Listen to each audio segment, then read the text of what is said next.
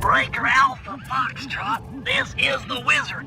Do you read me, Sitting Duck? This is Peking Duck. I hear you, Blizzard. No, Sly, I'm the Wizard, and you're Sitting Duck. I read you loud and clear, Lizard. No, I'm... Forget it, you're not taking this seriously. Yeah, I'm not. Look, Bentley, I know this is your first time out in the field, but you gotta loosen up. If we're gonna get to those clockwork parts, I need you on your toes. So in plain talk, what's your status? Well, I've established myself in the basement, and I'm pretty sure I can rewire the service elevator if you can power it up from that security station. Hang tough, pal. It might take some time, but I'll figure out a way to get up there. Okay, I spliced the wires. Ow! Hold on. There it is.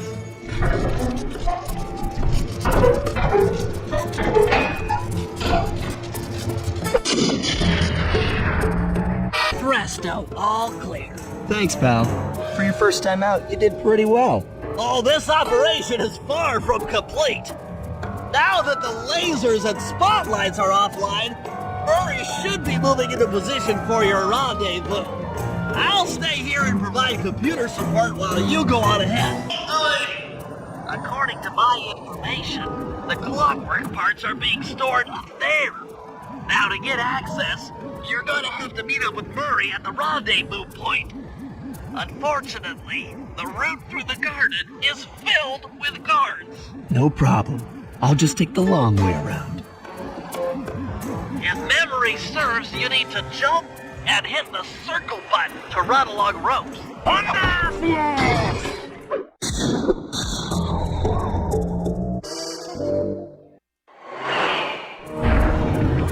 Greetings, citizen. I hope you weren't harmed by my meteoric entrance. No, Murray, I kept at a safe distance. Good, good. The Thunderclock knows neither friend nor foe, only destruction.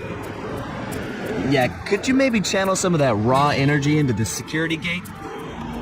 Of course. It is nothing before the Murray. Another barrier stands before you. Fear not.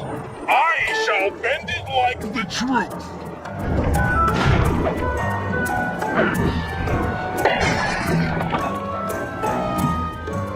Solid work, Murray. You're really in the zone. My hulking frame is too much for that puny rope. You go ahead and unlock the doors from the inside. I'll be waiting in the hallway to help you carry out the clockwork parts. I don't get it, Sly. The clockwork part should be here. This is all wrong. We need to pull the plug on this operation right now. Freeze, Cooper. Inspector Fox. As beautiful and unpredictable as ever. Whereas you crooks are so predictable. You always return to the scene of the crime. Crime? I haven't stolen anything. Yet. Oh, really? Then who broke in last night and made off with all the clockwork parts? You've got the motive. Someone already stole the parts? Don't play dumb with me. It might not have been him, Carmelita. The method of entry and guard casualties all point to this being a Claw Gang job. The Claw Gang? Constable Neela, I allowed you to sit in on this stakeout as a favor to the Contessa. I really don't need any help. Oh, I think you might. Look at the facts. Facts? Sly Cooper is right here. I caught him red-handed. I'm just saying that there are other criminals in the world other than Sly Cooper! After him! Please! You're all going to jail. Pick me up at the rendezvous.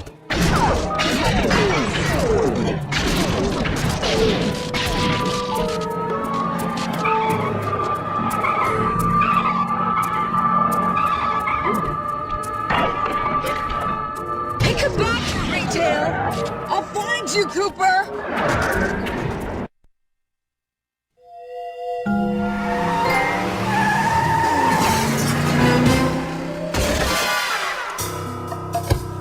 Carmelita's just as angry as ever. She's really quite lovely when she's angry. That Constable Neela, was a reference to the Claw Gang just a slip of the tongue, or an intentional clue?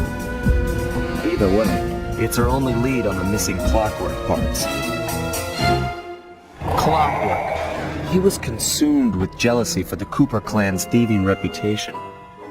Is it inappropriate to refer to him as a monster? No, not at all. What kind of person stays alive for hundreds of years with the express intention of wiping out a rival's family line? Imagine the hatred fueling that first decision to replace his mortal body with soulless machinery. Ultimately, it did the trick. Clockwork lived on. He caught up with my parents, and I wound up in an orphanage. It's there that I met my pals, Bentley, the brains of our outfit, and Murray, the brawn. They turned out to be all the family I needed. 2 years ago, I thought I'd finished it. How naive to think I could so easily put an end to that kind of hatred. And now he's back. In pieces, sure, but the threat is real. Does the Claw Gang even realize what they've stolen? I don't know what's in my future, but I won't let it be a repeat of my past.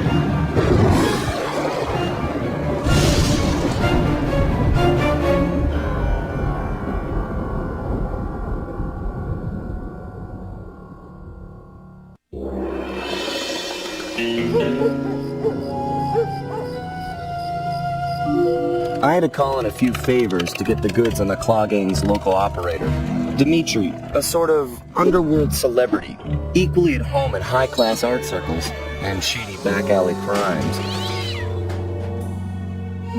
He was once a passionate young art student who worked hard to develop his own visionary style.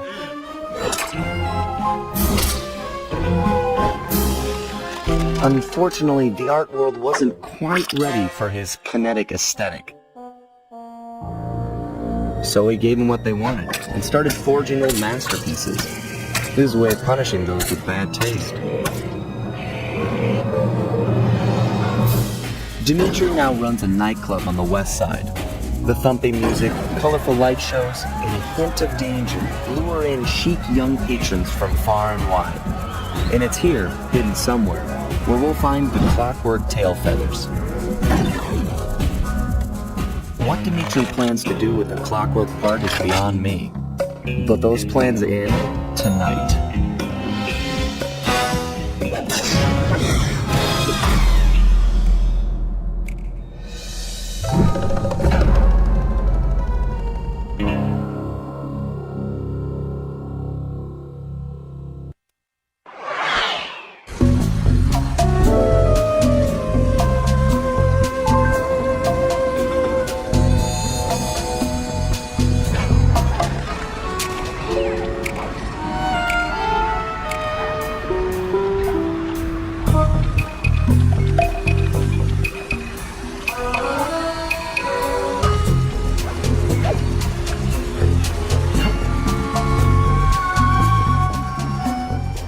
Tell you, Bentley, it's gonna be a real pleasure robbing this nightclub.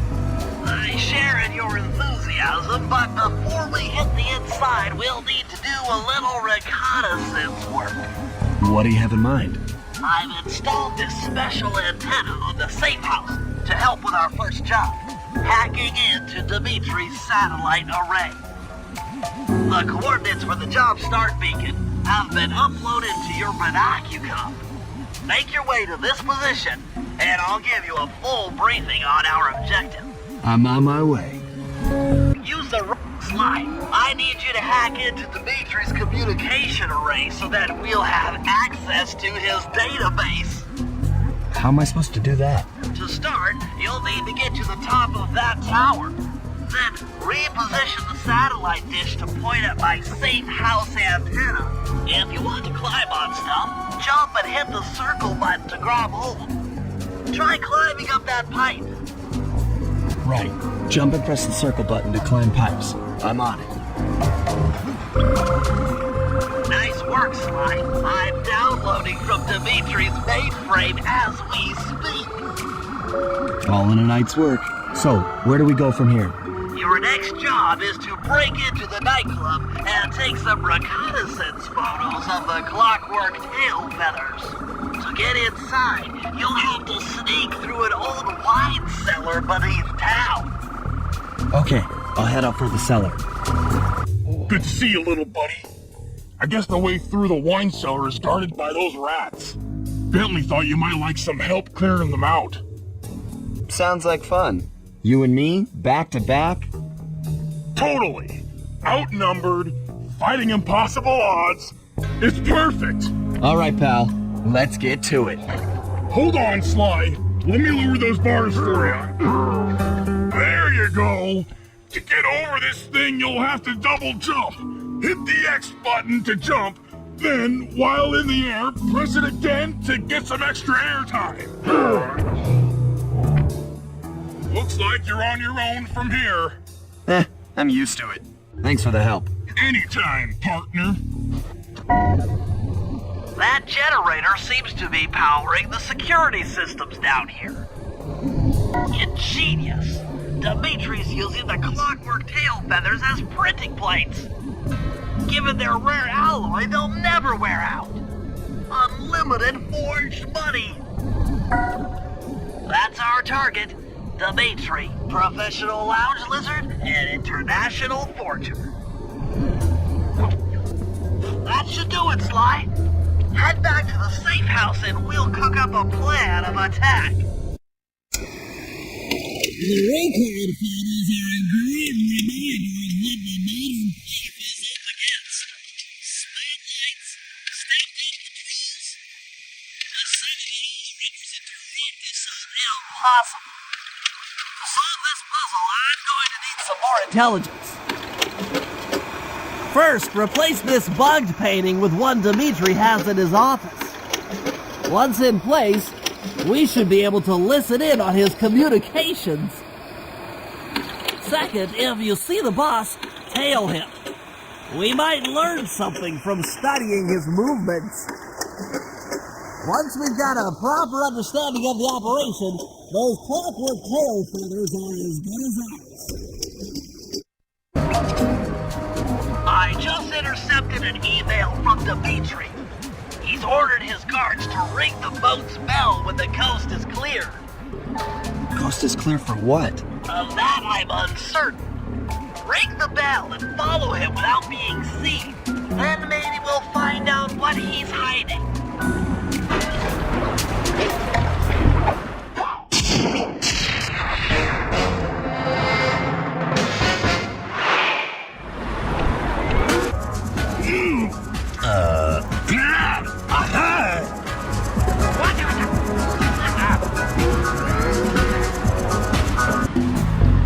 Good job tailing him, Sly. He had no idea you were watching while he typed in that secret code. Hold on. Looks like that door leads to the nightclub's aqua pump. This might be useful for the heist. Sly, I managed to outfit this forged painting with a bug. I need you to sneak into Dimitri's office and swap it with the original. Nice. So we'll be able to listen in on his conversations. Yes, I thought things might go more smoothly with an ear on the inside. Just be careful with the fine art. Take any damage and the painting's ruined. The schematic indicates that door is locked from the inside. That's all right. I never was one for the direct approach. Swell, because the indirect approach is way up there through that air vent. Nice work, Sly. The bug's in position. If you manage to get the original painting back to me in one piece, I can sell it through my internet connections and make us a ton of coins. Murray, I need you to make your way back to the aqua pump room and sabotage it. Jeez, I don't know. How am I supposed to get past these lasers? You should be able to break that power box by throwing something at it. Press the circle button to use your stomp move near the ice machine to pick up a block of ice. Then press the square button to throw the block at the power box. Hit the circle button to pick stuff up and the square button to throw. Got it. That did it, Murray.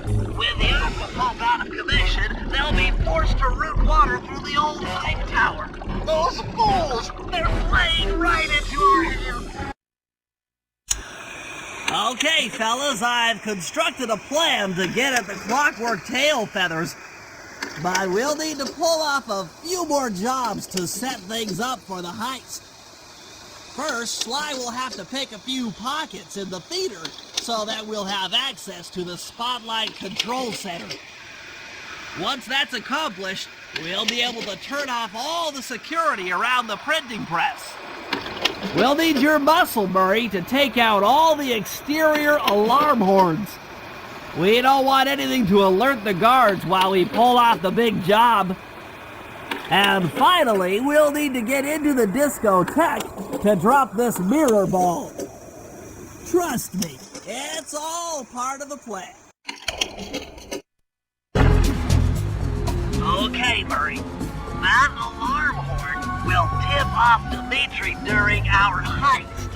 There are 3 of them out here, and I need you to take them out. Check. This is going to take some serious muscle, Murray. You're the only guy on the team who can pull this off. Stop to pick things up, then throw it at those alarm horns. Good luck, pal. This could get rough. Evildoers feel my wrath. Hold it, Cooper. Constable Neela. Another policewoman hot on my tail. Please, I led you here. So that Claw Gang slip was a clue. Why are you helping me out? I'm not as black and white as Carmelita. I know what a menace those clockwork parts are, and I don't want the likes of the Claw Gang putting them to use. So what? It takes a thief to catch a thief? Something like that. But if I'm going to trust you in this case, I need to know that you can keep up. Literally. Literally? Don't fall behind. Well done, Sly. We should work well together. Glad you approve. Now, legally, I can't enter Dimitri's nightclub without a warrant. But I happen to have obtained a key to his back door, which a person like yourself can use however he pleases. We are absolutely going to work well together. Hey, Bentley, how you holding up out there in the field? Fine, I'm just fine. I just need to bomb all the pillars supporting that disco ball and I can get out of here. What's with taking out the disco ball? Its impact will shake the nightclub's front peacock sign loose from its mooring. Look, I can't talk now. I've got to keep moving. Keep safe.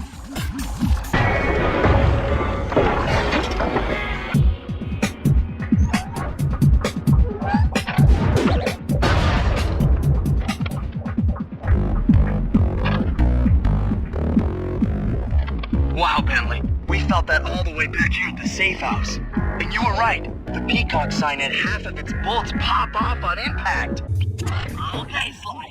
There's the power boxes which route to the printing press area. To take care of them, I'll need you to put a splice clip in those spotlights. Sorry, Bentley, but those fans are spinning way too fast to walk on. They can be slowed down from this control panel, but you'll have to do a lot of pickpocketing to get at it. The guards are carrying special fragile keys that will be destroyed if you attack. Make sure you pickpocket their keys before you take those thugs out. I'm overriding the spotlight security guns.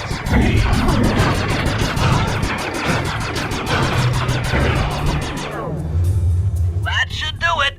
No more security in the printing press room.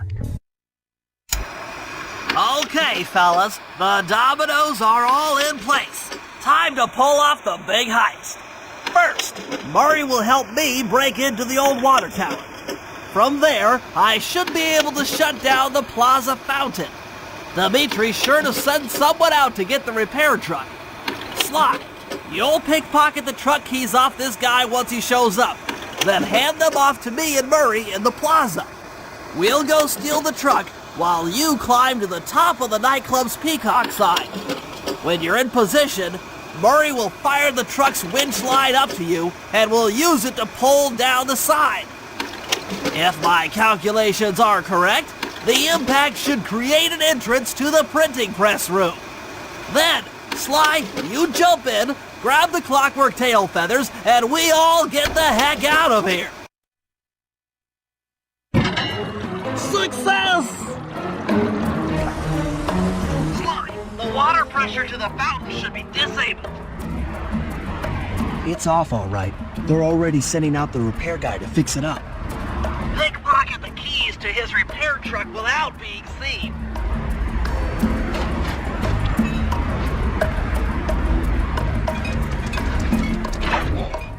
It's all you. I'll take the wheel. I know how to drive a stick shift. I need to get in position on top of the nightclub's peacock sign for phase 3.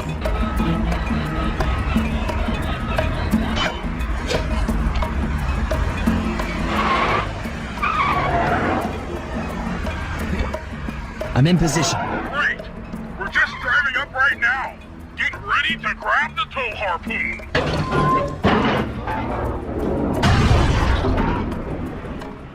Behold the majesty of gravity and inertia. That was real subtle, Bentley. Okay, you jump in, grab the clockwork tail feathers, and we're out of here.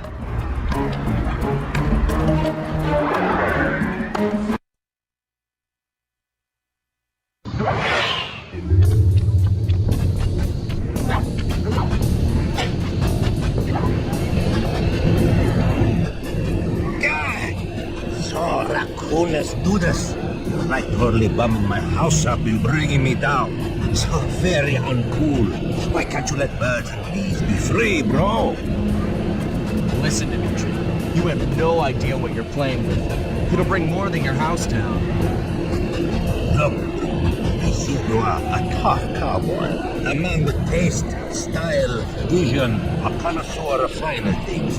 Like me. Look, I'm sure the two cats in a bag like us can work something out. Yeah? We smooth. Look, see the money. You like the money. You can take all you want. I can. No deal. You and the rest of the clog gang have to be stopped. Clockwork will never again see the light of day.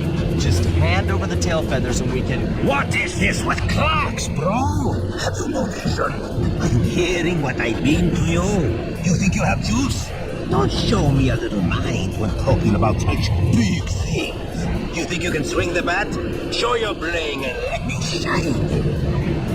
I have no idea what you're saying. And your suit sucks. No! Let's dance!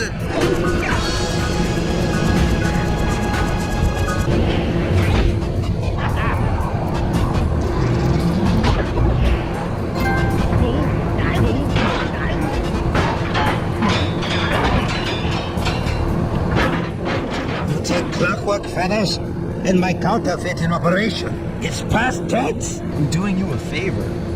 What kind of thief prints money? There's no honor in that. You crackerbugs!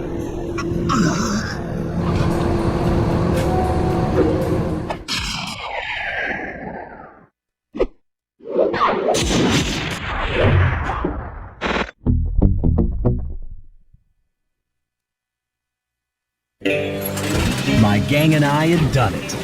The clockwork tail feathers were ours, and Dimitri's counterfeiting operation was ruined. Due to the untimely arrival of Carmelita, my escape got a little tricky. Angry at having just missed me, she took it out on Dimitri, shutting down the nightclub and throwing the frustrated forger behind bars. The gang and I headed out of town for a week in Monaco. I figured the team had earned themselves a well-deserved break.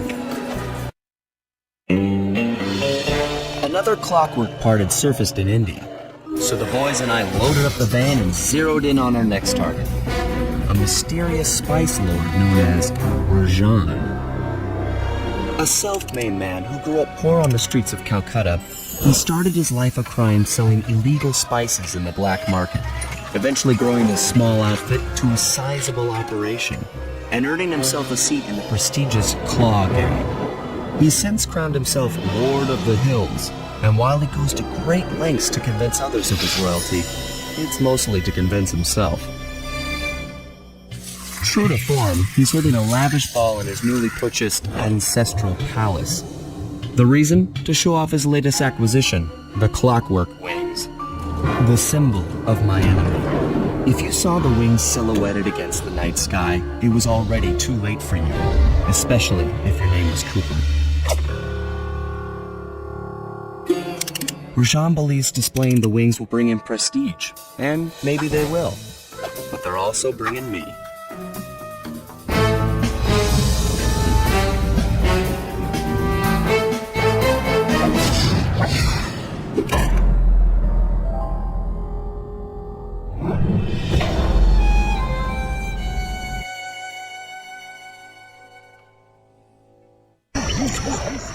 With the drawbridge up, the only way across that river is on those conical rocks.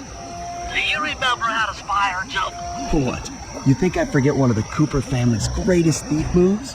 Whenever I'm near pointed objects, I just need to jump and hit the circle button to perform a ninja spire landing. That's correct. Now let's see it in action. I figured out how to sneak in above the ballroom without being detected. The only problem is there's no way to climb up to that balcony door. Not a problem. There seem to be plenty of branches for me to walk on. I'll figure it out. Looks like the wings have been welded onto that statue. They look heavy. Getting the wings out of here will be a real challenge. An electronic winch. That could be useful. That's him. Rajan's really pulled out all the stops to impress people with this party. Jean Bisson, a member of the Claw Gang and Canadian shipping baron. He owns half the trains in Canada. Another Claw Gang member. Arpeggio specializes in exotic technology. That's the Contessa, a high-ranking prison warden for Interpol. She must be working undercover to expose Rajan's spice ring. Carmelita's here too. She must be undercover with the Contessa to help bust Rajan. Neela, another officer undercover.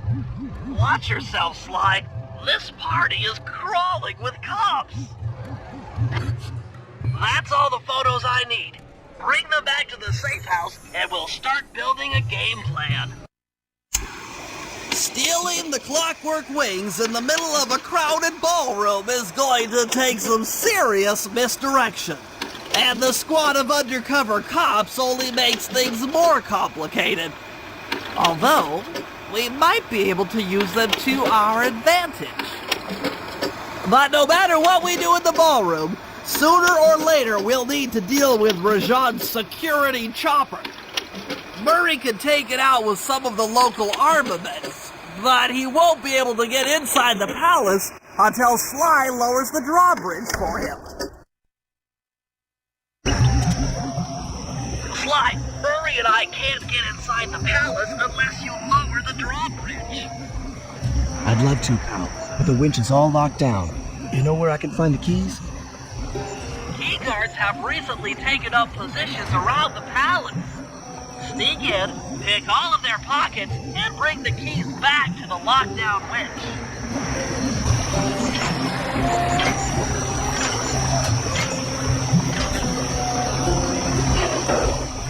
Thanks, Sly. Now Murray and I can access the palace grounds.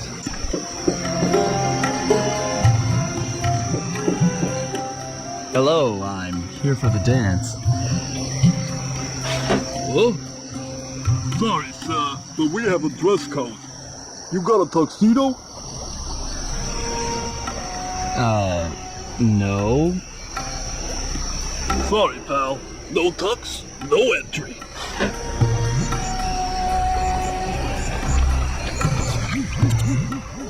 Sorry, Sly. Somehow I totally overlooked the need for formal wear.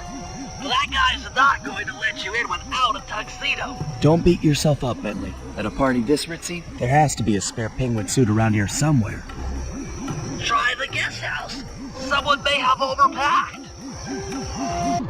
Okay, Bentley. I'm in position inside the guest house. Have any intel for me? Oh, well, I'd recommend searching all the rooms. It's statistically probable that each should hold at least one portion of a tuxedo. What do I look for inside the rooms? This isn't an exact science. Ransack the place until you find part of a tuxedo. Any plan which involves ransacking is okay with me. That's it.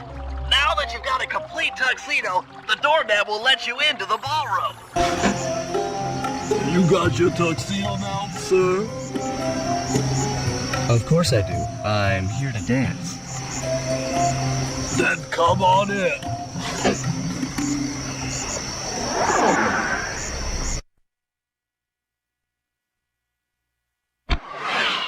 Your tuxedo disguise is working perfectly. No one will recognize you in that outfit.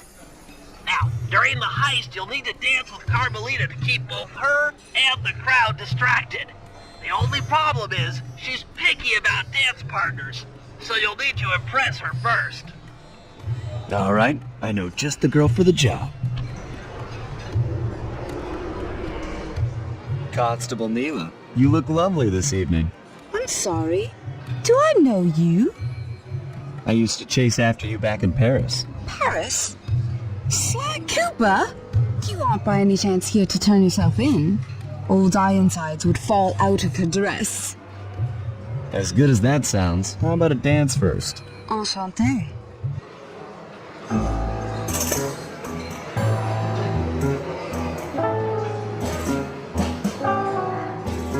Try to memorize the steps. Now your turn.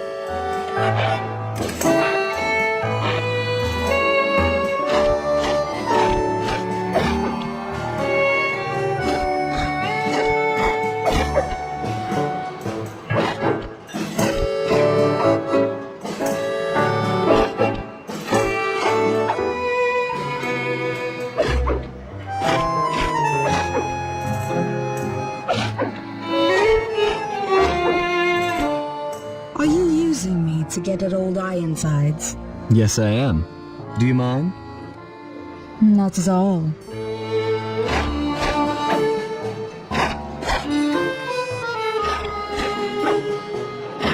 Lovely.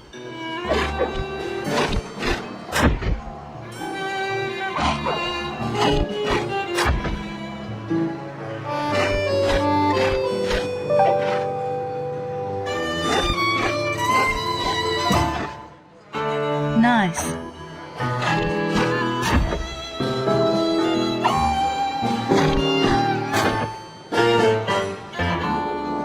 That fellow is very graceful.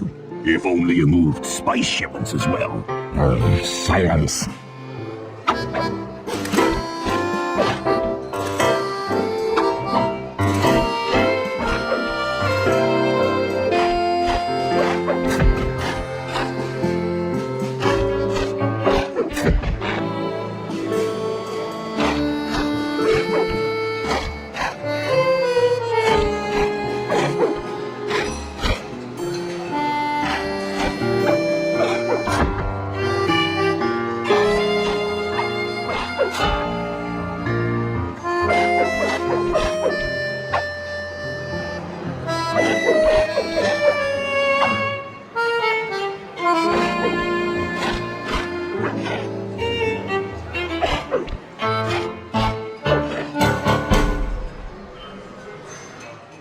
Thank you.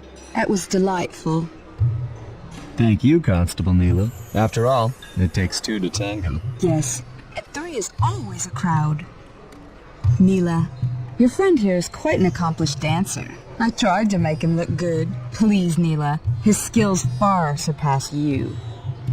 Perhaps later you and I might share a dance, Miss... Miss Fox. Carmelita Fox.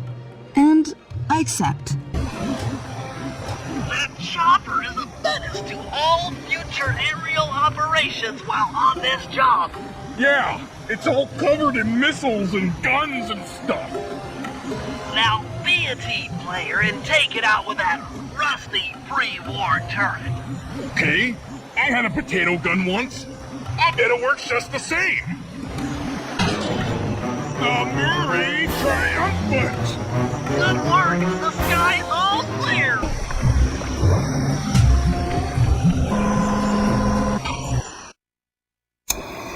Alright, boys, we're ready for the next phase. My plan to get at the Clockwork Wings requires the use of the electric winch above the ballroom. To get control over the device, I'll need to hack the computers in Rajad's boardroom. Plus, we'll need an extra strong saw blade to cut the wings off the statue. To make a saw blade that durable, I'll need Sly to steal the gems off the headdresses on Rajad's prize elephants. And finally, I'll take to the field with my remote control helicopter and nullify the palace's surface-to-air defenses. That should clear things up for the heist. Bentley, what's your status? I'm in position with the RC chopper. All systems are go to neutralize their surface-to-air defenses. We're going to need free reign of the sky during the heist. Well, be careful. Chopper parts aren't cheap. Hostile has been sighted. Nice flying, partner. That jeep's out of commission and we'll have clear skies for the heist. Sly, we need to find a way to get Rajad's prize elephants out of their pen. I don't know, Bentley. That door looks pretty heavy. Maybe I can crawl in that hole under the steps and find an alternate route.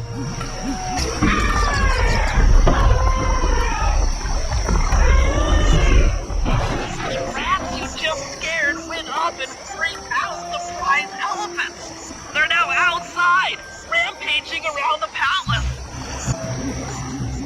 Wow, you sure look spooked. A job well done, Sly.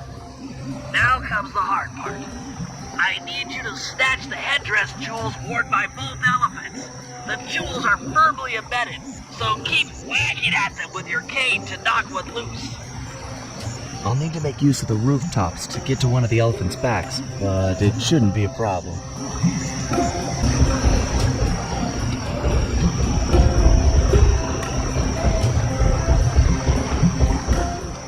That's it!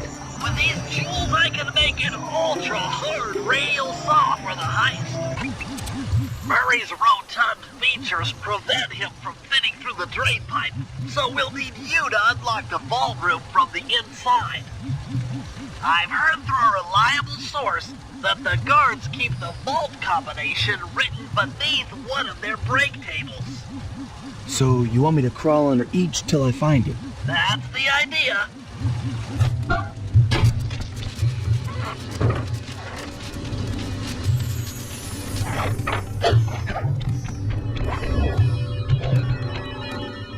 Thanks for breaking us in, pal. The Murray approves. Let's get down to brass tacks. I need to hack both the vault room computers to get control of the electronic winch above the ballroom. So what are me and Sly here for? The second I enter their servers, they'll be on to us. You guys need to work together to keep the thugs off my back. You and me, pal, side by side. The Murray knows no fear. I'm unstoppable! I've got control of the winch. Thanks for the backup, guys. No problem. Me and the big guy had it covered. Murray, let's hook up the direct feed and get out of here while the coast is clear. Okay, synchronize your watches. This heist is going to take extreme precision. Here's the plan. I'll start things off by demolishing the palace's main bridge. That should cut off reinforcements from the guest house and hopefully distract the ballroom guards standing watch over the Clockwork Wings. Sly will then take Carmelita up on her offer for a dance, and while the crowd is transfixed by their tango, Murray will lower into the ballroom on the electronic winch. Once down, he'll cut the wings free and then winch back up for an exit. Murray should then make his way out of the palace. I'll cover his exit with the RC chopper. Once he's past the drawbridge, we're home free. Okay, Bentley. Murray and I are moving into position. You still think you could demolish something that large? It doesn't take an engineer to figure out how to blow up a bridge. I'll start by placing charges on all of the lower cleats. Once the structure destabilizes, those retainer rings on the upper cleats should pop right off. That should enable me to bomb all of the upper cleats, which will bring it all crashing down. Just watch your head when that thing gets unstable. We need that brain of yours in one piece.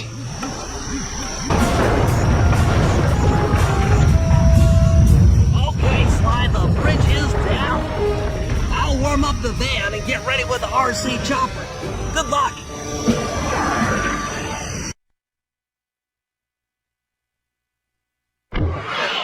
What?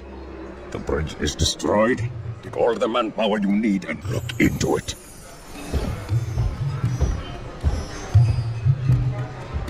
Murray, you in position? Check. It looks like Bentley's little distraction did the trick. Initiate phase 2. I'll take care of Carmelita and the crowd. You handle the heavy lifting. Miss Fox, I believe you owe me a dance. About time. I thought you had left. Just waiting for the perfect moment.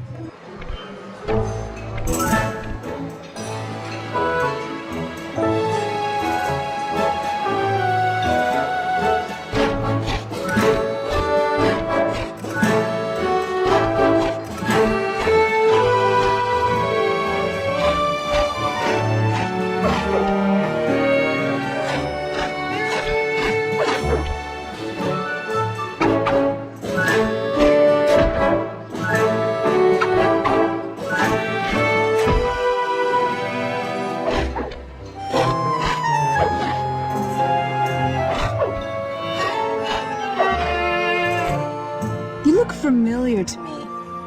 Are you in law enforcement? I often deal with police while on the job.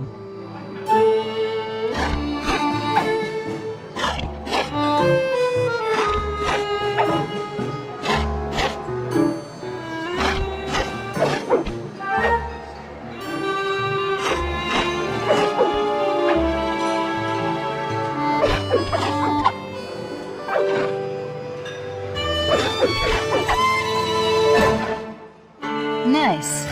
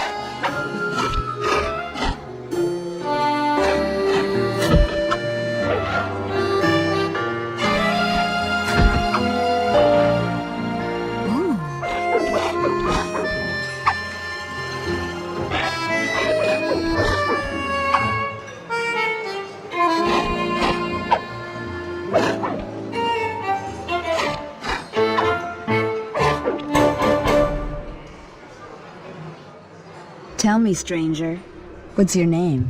Why ruin the moment? Huh? I don't understand. The wings! What happened to the Clockwork Wings? What? How? Who could have? What? Cooper!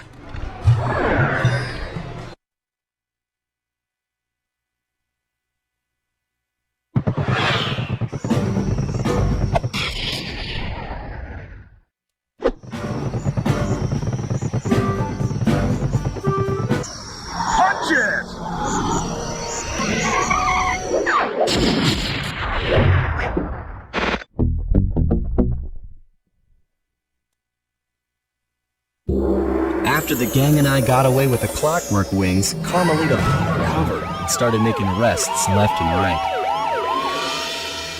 With his reputation in shambles, Rajan was forced to flee from his own party. He's now in hiding, somewhere deep in the jungle. The gang and I took a break and headed for Bollywood.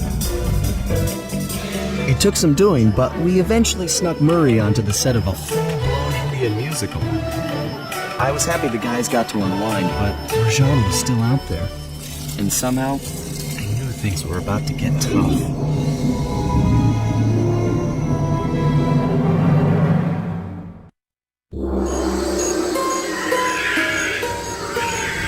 It took some detective work, but the gang and I managed to track down where Rajan had gone into hiding.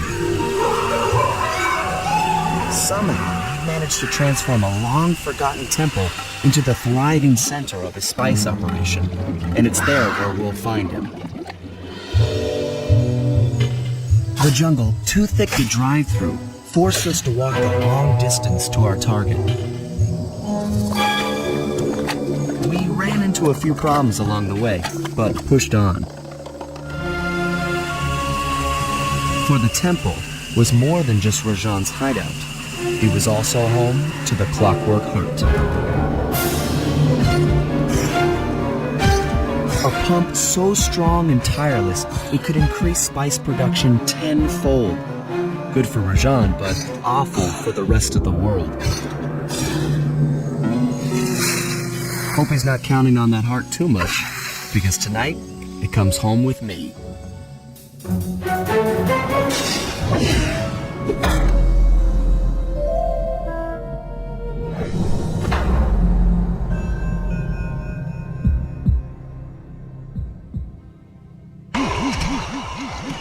Sneak into the temple and take some recon photos so I can assess the situation. Just be careful. If you get hurt, the nearest hospital is 106 miles from here. According to my map of the area, there should be a hidden passage into the temple behind that waterfall. Nice work, Bentley. I'll take a hidden passage over the front door any day.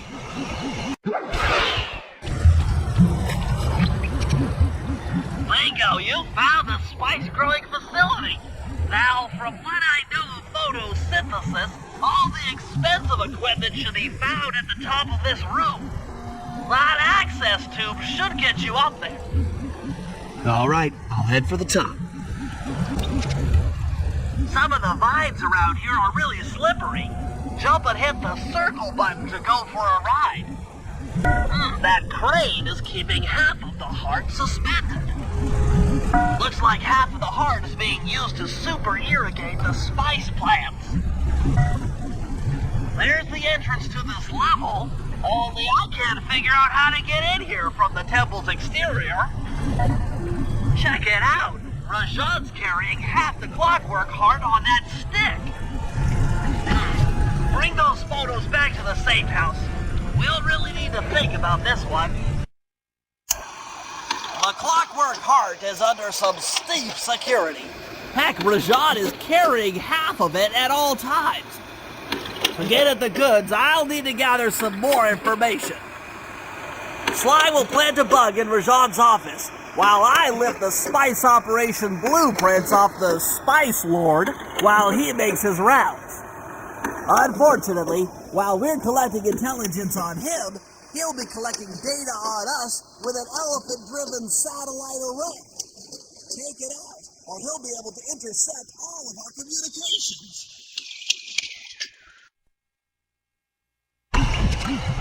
Rajan is able to monitor all of our communications out here with that elephant-driven satellite array. That's pretty grim. You got a plan for shutting it down? Don't I always? Now, the local spice plants are illegal for good reason. Eat too many, and you'll go into a fit of uncontrolled rage. Keep that stuff away from Murray. Oh, wait, I get it. I put some spice plants in the elephant's feed bag. He chows down, gets all crazy, and then presto, the satellite's in pieces. A crude interpretation of the plan, but accurate. The trick here is harvesting the spice plants. You'll have to do some serious climbing. as they only grow high up in the jungle canopy. Sayonara, satellite array.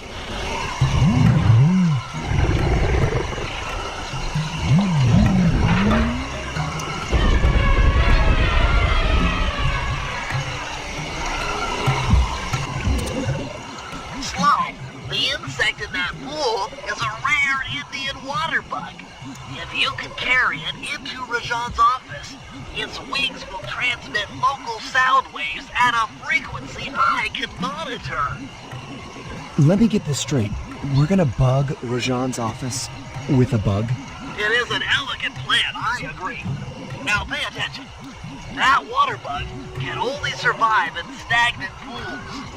If kept out of water too long, it'll become unhappy and likely draw the attention of local guards. Looks like there's a few pools along the way to Rajan's office. A short swim every now and then should keep our little friend quiet.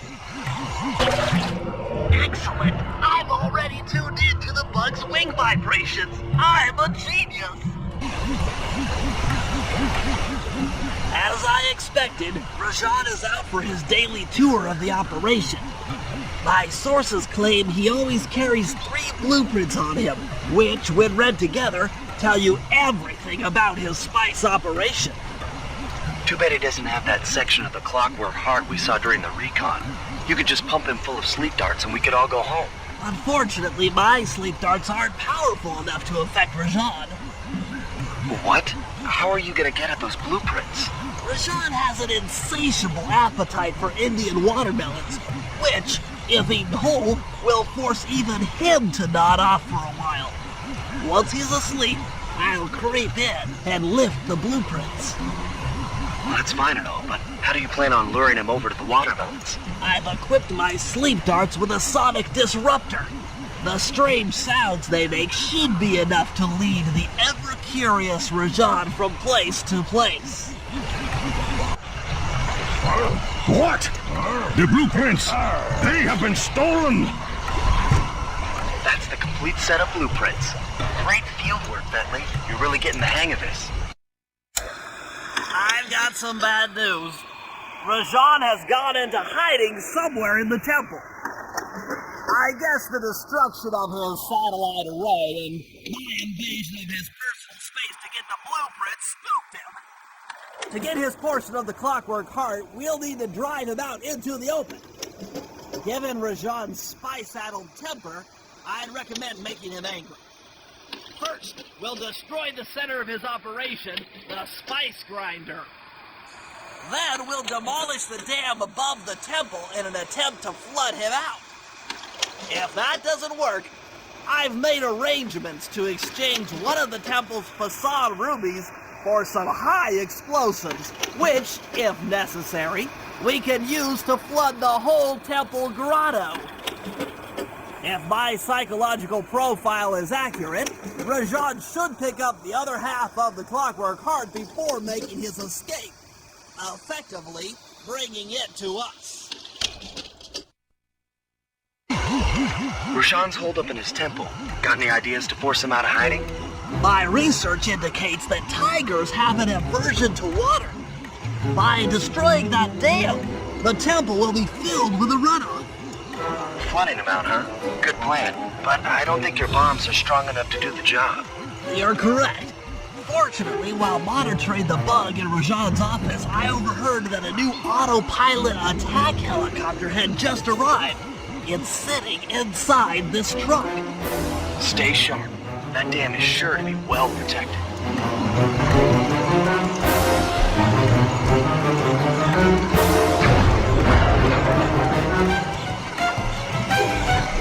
England! Nice shooting, Bentley.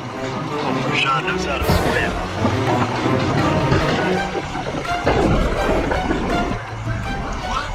A piece of the dam struck the chopper. It's going down!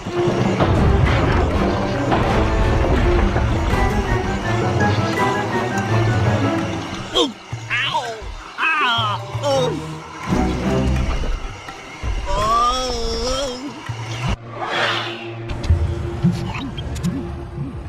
According to Rajan's blueprints, you're near the spice grinding facility. However, the passage is blocked by those laser fences. Looks like they're using TNT to create these catacombs. Maybe I can borrow some to destroy the fences. You're the demolitions expert. How am I supposed to use that stuff? Oh, it's simple. Just jump in, walk the barrel to your target, jump out, and get clear of the blast radius. But be careful around floor lasers, Sly. The TNT barrels won't work on them. I'm within visual range of the spice grinder. What's next? Rajan won't come out of hiding while spice is still being manufactured. If we destroy the grinder, he'll be out of business and have no reason to stick around the temple. Great. We do the world a favor and Rajan's forced out into the open. Start by getting a hold of that TNT down there. It's worth mentioning that guards won't be able to detect you if you stay still while in the TNT barrel. Nice. An explosive disguise. Place the explosive near that grinding wheel, and it'll be blown to bits. Filled with spices. What's going on down there? It looks like spice production has fallen behind. Wait, it's completely stopped. Cooper, we meet again. Constable Mila, thanks for not ratting me out back at the ball. I should be thanking you. The look on Carmelita's face was priceless. She took it hard, huh? No one likes to have their affections played with. I know I certainly don't. Look, Mila, as soon as this India job is over, why don't you and I go out on the town? We'll dance through Bollywood and eat curry all night long. I'll keep in mind, but first the task at hand. I've learned of a secret entrance leading to half of the Clockwork Heart. Legally, I can't enter the premises without a warrant. But now a thief like you... A thief like me can go wherever he pleases. I read you. Don't fall behind while I lead you to the entrance. This place is thick with guards, and standing still can be lethal. I hear that, sister. This is it. And remember, if push comes to shove, I never showed you this door. And we're on for that date in Bollywood.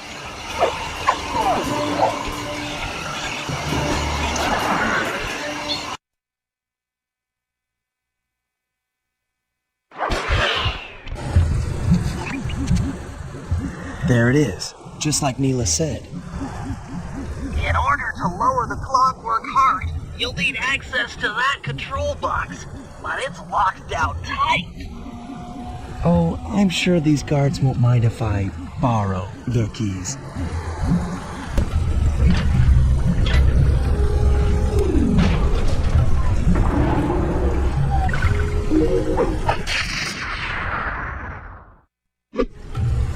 That's it! Half the Clockwork Heart. The spice won't be growing around here anytime soon. We've been contracted to acquire that huge ruby of Rajan's for a local crime ring. In exchange for the goods, they'll set us up with a Cherry Bomb 500 for the heist. A Cherry Bomb 500? That's a lot of kick. Trust me, we'll need it. To get that ruby free from its moorings, you might have to whack it a few times with your cane. I'm on it.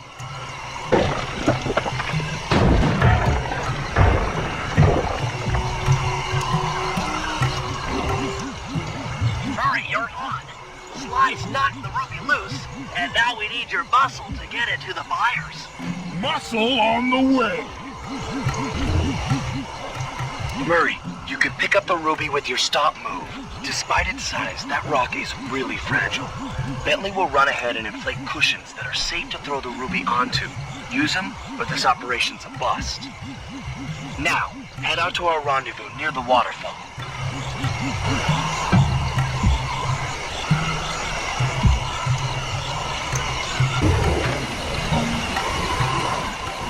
This ruby is near flawless. I recommend to my superiors that we purchase it, take it to our buyer, and complete the contract. I must say, the Cooper gang certainly lives up to its reputation. This is a true Indian treasure. We will honor the bargain and provide a cherry bomb 500 at the time the tutor requested. Partial flooding didn't work, so it's time to go the distance. Blowing up the temple's elephant mouth should turn this grotto into a swimming pool. I'll cover Murray from the chopper's gun turret while he pries the mouth open. Once that's done, Sly will need to walk the Cherry Bomb 500 into the throat. Then get to high ground as fast as you can. Rajan is sure to show up and be extra angry. Jump him, snag his half of the clockwork heart, and we're out of here. Let's head out for the turret, Murray. All right, I'll set up shop here and provide covering fire while you try to pry open the elephant's mouth for Sly. Check.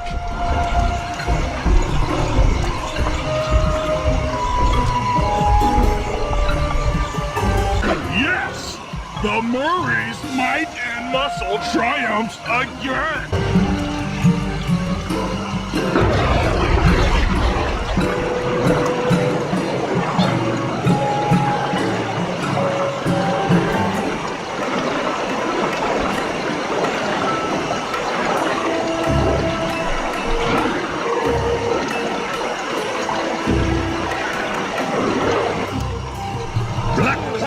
Thunderbolts! My spice temple ruined! I will no longer hide while you villains destroy my hard-won empire! This place is mine! Here I am king! Come, face me, Cooper! With Clockwork's black heart, I will show you true power! You are nothing! Come face the might of Rajan, lord of these hills! Boy, when we try to tick someone off, we really do the job. Yes, you do seem to have quite a talent for it. Constable Neela, slumming it with the thieves again? That man is an illegal spice trader. He should be brought to justice. All I'm after is the clockwork part. You help me take him down, and the bust is all yours. Just try to keep up.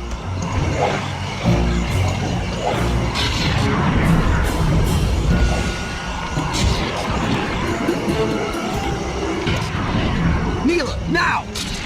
Sorry. What are you doing? Oh, Sly! I'm coming, buddy! This is it? This is the Cooper gang I've heard so much about and feared these long hours? The Murray will renew your fear! Who's the Murray? All I see is a fat, pathetic weakling! I might be big and not as smart as the other guys, but one thing I'm not is weak! Victory belongs to the Murray! Sly's gonna want this half of the clockwork heart safe and sound.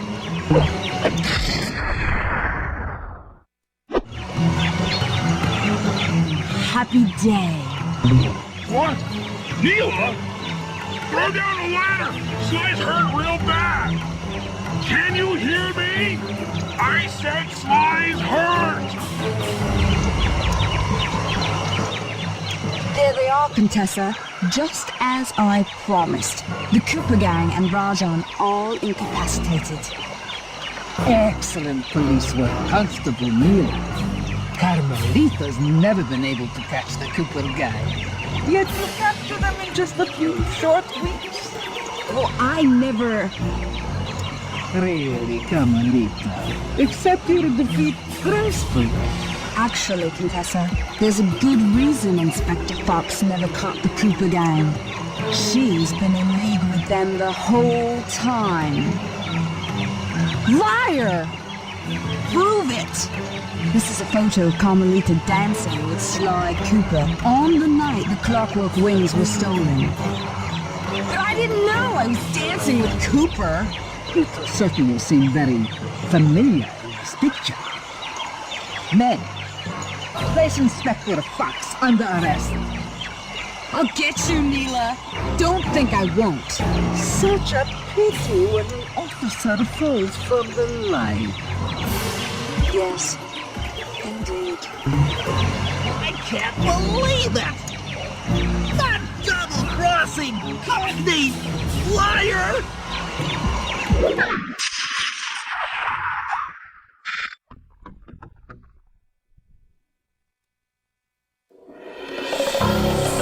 Though statistically improbable, I had to face the facts. Neela had betrayed us, my teammates were captured, and I was all alone.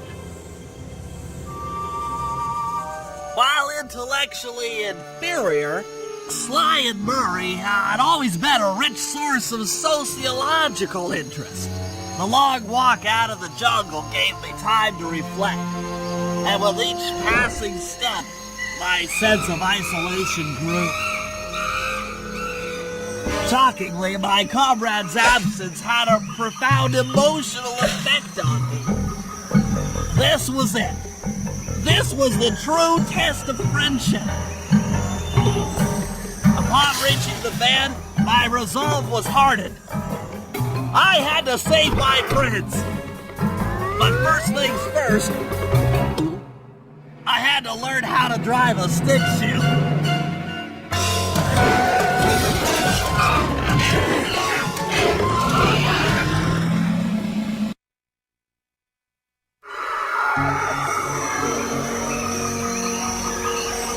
It took a sleepless week of data crunching, but I eventually tracked down the location of my friends, locked away in the mysterious towers of Prague. At the moment, they're the unwilling guests of Interpol's most renowned prison warden, the Contessa. While still a criminal psychology student, she entered into a whirlwind romance and married a wealthy aristocrat. Sadly, the union was short-lived, as the general suspiciously died a few weeks after the ceremony. The widowed Contessa put her education and newly acquired estate to work by opening a criminal rehabilitation center. Her pioneering use of hypnotherapy has produced some good results and subsequently earned her a prominent position within Interpol. My friends are locked up somewhere in the clinic and are slated for the Contessa's Good Samaritan brainwashing. If I don't bust them out soon, they'll be working a 9-to-5 job selling shoes, and I'll be out two best friends.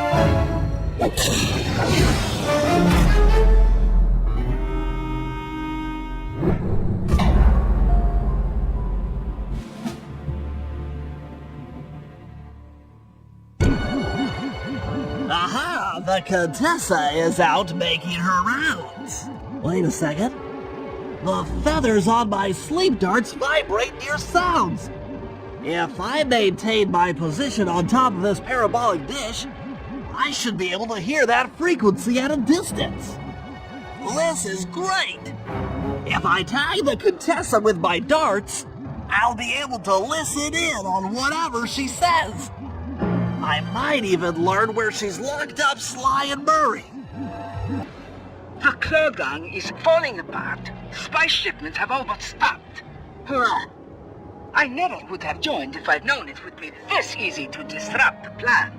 At least the Cooper Gang is under lock and key. Their lopsided morality flies in the face of man's inherent selfishness.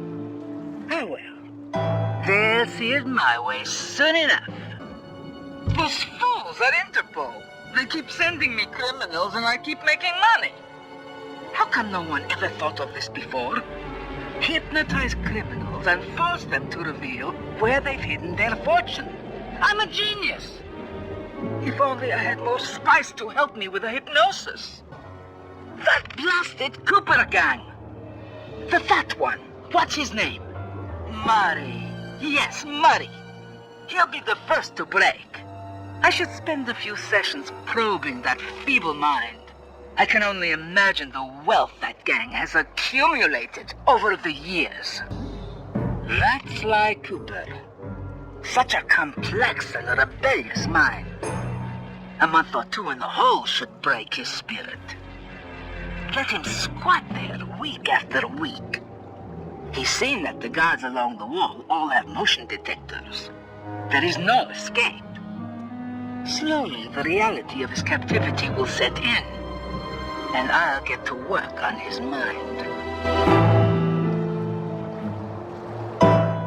Inconceivable! She's no healthcare professional! Why, that's the most heinous crime I've ever heard of!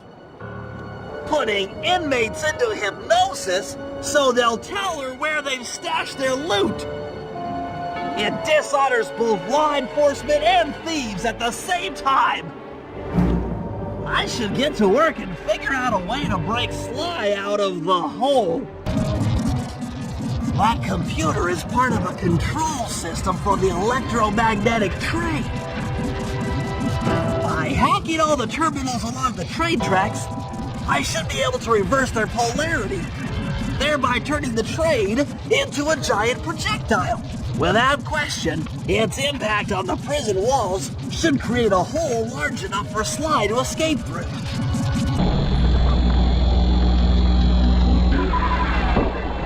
What a beautiful trajectory! Bullseye! All the guards along the prison wall are outfitted with a motion tracking device. There's no way for Sly to escape. Unless I take those guys out with my RC chopper. That does it! A motion sensor is offline!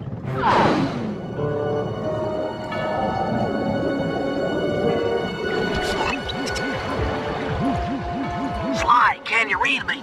How I missed that sensuous voice of yours. Save the jocular comments for later.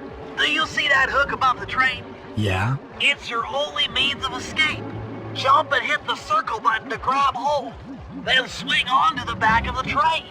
I've already established a safe house and downloaded its GPS coordinates into your binocucom. We'll rendezvous there. Wow, you've really thought of everything. Don't I always? Yeah, you do. Thanks for busting me out. Oh, well, you know the old saying, if you can't count on a friend to bust you out of jail, what kind of a friend are they? Truer words were never said, wizard. Okay, here's the situation. I've done some deep database crunching and figured out that Murray is doing time in cell block D. Getting him out is going to be tough. As you know, he's not very light on his feet. First, we'll need to get Murray into an isolation cell away from the other inmates. Second, I'll need you to get a sample of the Contessa's encryption algorithm.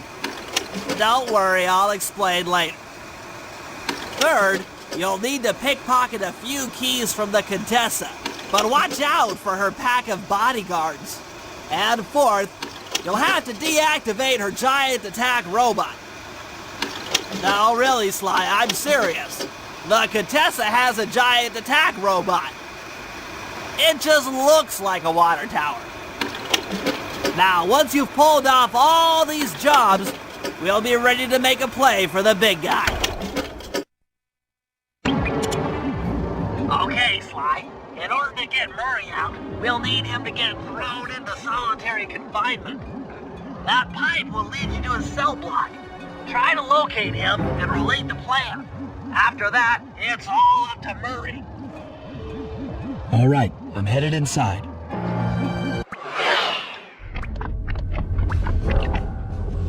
Psst, Murray. Hey, Murray. Huh? Sly?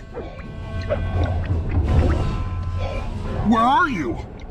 Over here, in the back wall. Sly! I'm so glad to see you. They've been forcing me to eat meals covered in spice, and I'm feeling kind of strange. You gotta get me out of here. No problem. Bentley seems to have found a weakness in the solitary confinement cell. If you can get in a big enough fight, the guards will throw you in there. Trust me, I'm speaking from experience. Well, if you say so, I suppose a powerful force like the Murray could take down 50 foes. If I had to. Excellent. You beat the snot out of 50 of those guys, and Bentley and I will take care of the rest. 50! Eat that, you incarcerating suckers! Is that anti-social enough for ya?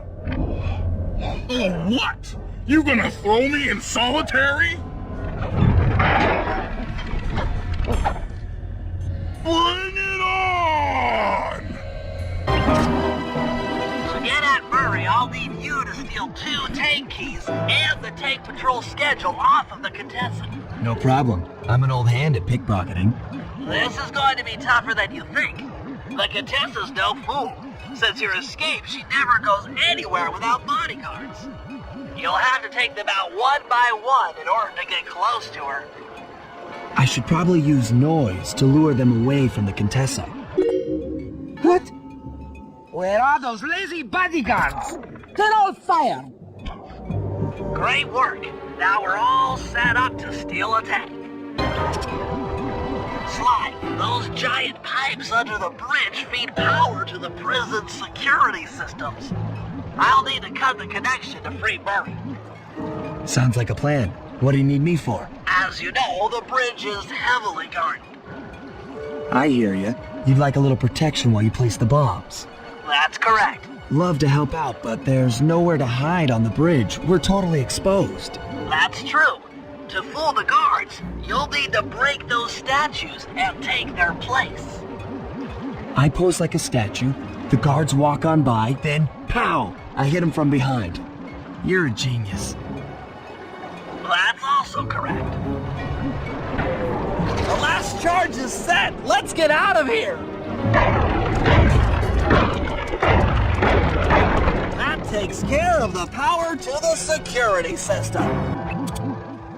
Sly, I need your help getting a handle on the Contessa's encryption algorithm. I'd love to, pal, but I have no idea what you're talking about. All right, I'll explain it to you one piece at a time. See that security station? The guard nearby is responsible for its upkeep. I'm with you. First, I'll need you to pickpocket his key to the terminal. Sure, no problem. Then use it on the security station to set off the alarm. Hold up. You want me to set off the alarm? Yeah, set it off, then clear out as the guard's sure to come running. Once he sees that it's a false alarm, he'll input the code to turn it off. So you want me to take a picture of the code? Move to a safe place and get a clean shot of that digital readout. Should I hit all the security stations out here? That's right. Once I've got a large enough sample of the Contessa's codes, I should be able to crack her encryption algorithm. Now, see, you lost me again. Just take the pictures. I'll handle the rest. Okay, that should be enough codes. Nice work, partner. Okay, Sly, that's it. The Contessa's giant attack robot. Look, Bentley, with all due respect, it looks an awful lot like a water tower. Don't be fooled. That's what she wants you to think. If we try to free Murray while that thing is operational, why... What, we'll have plenty of fresh drinking water? I'm serious, Sly. Of course. I do owe you one. The lightning rods around the prison are designed to draw lightning strikes away from the water tower. Giant attack robot. Yeah? By turning the wheels on the rod, you should be able to redirect the electrical current away from its ground wire, rendering it useless. Follow the lightning strikes to locate all 5 rods. Okay, so you want me to break the ground circuit on all these lightning rods so that a bolt will strike and destroy the giant attack robot posing as a water tower. That's an accurate summation.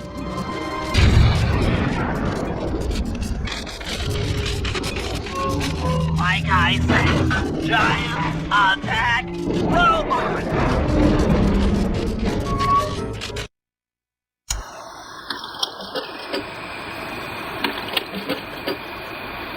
to your recent efforts, we're ready to attempt a Murray rescue. I call this plan the Trojan Tank. Step 1. We use the Contessa's keys to steal one of her tanks.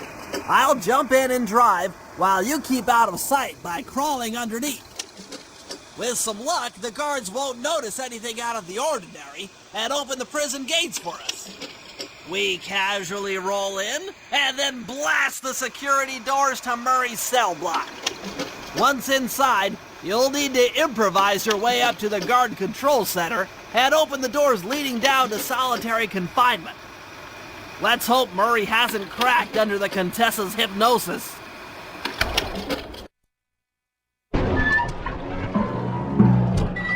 I'm inside the tank, increasing the ride height on the treads. There, that should give you enough room.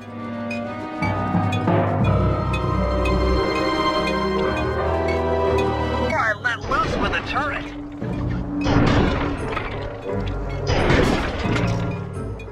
Okay, you're all clear. Head inside and I'll be right behind you. I'm having some trouble sabotaging the tank. Go on ahead, I'll catch up.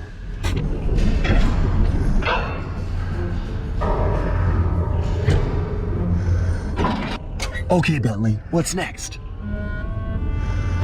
Well, that should be the guard's control center. But to be honest, I'm not sure how you're going to get up there. Don't worry about it. Thinking of my feet is what I do best. Most of the security went down when we cut the power on the bridge, but a few lights seem to have a backup generator. Be careful. Okay, I'm running your algorithmic code decryptor. You see anything happening down there? Success! We've got access to solitary confinement. Hot stuff. I'm heading down.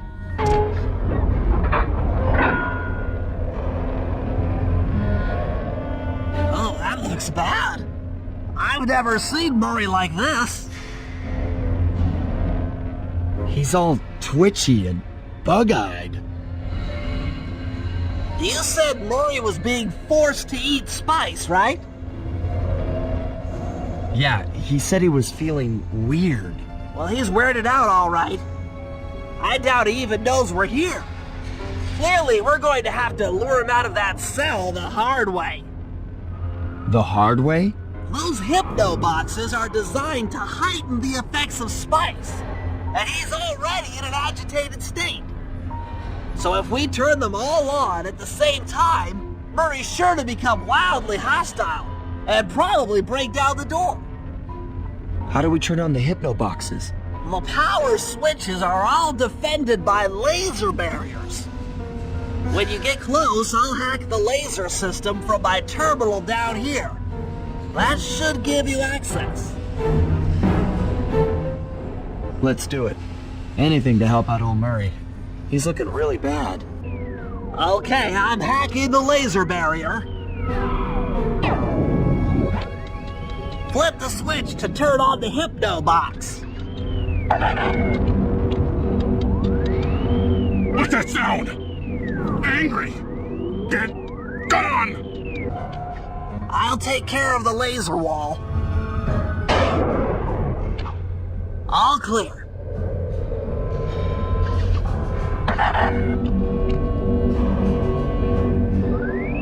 I'm a little teapot, short and stout.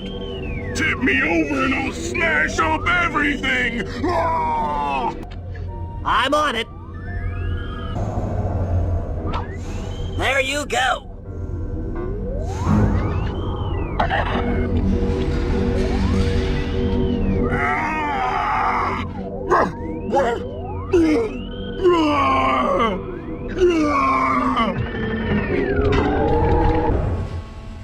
Ah, my head.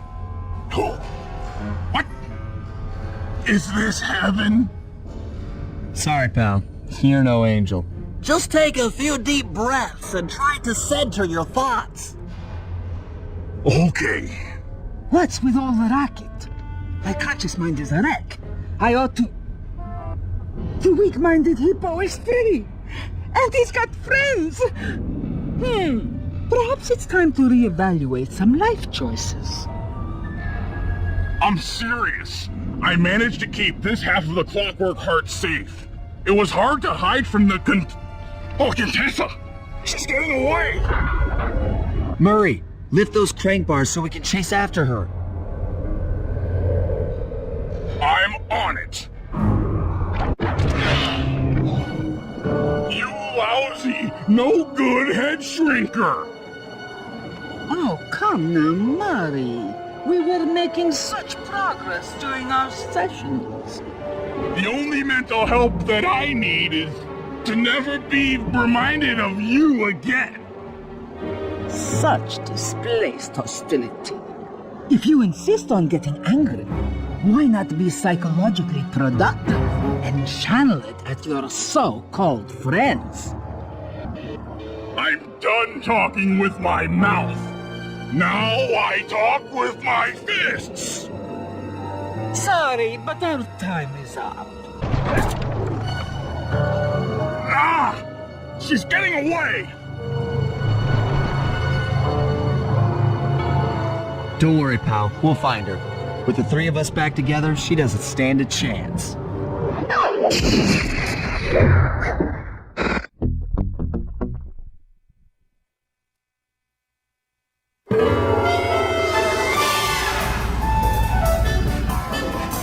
It was great. The gang had been reunited and it was all because of me. Even the van ride out of town was like a party. Murray had to pull over twice because he was laughing so hard. But despite all the jokes, I think something had changed. Since childhood, the three of us had never been apart. And our recent isolation gave us all pause for thought. Needless to say, we took a few weeks off before getting back to work. And for the first time in my life, Murray let me drive.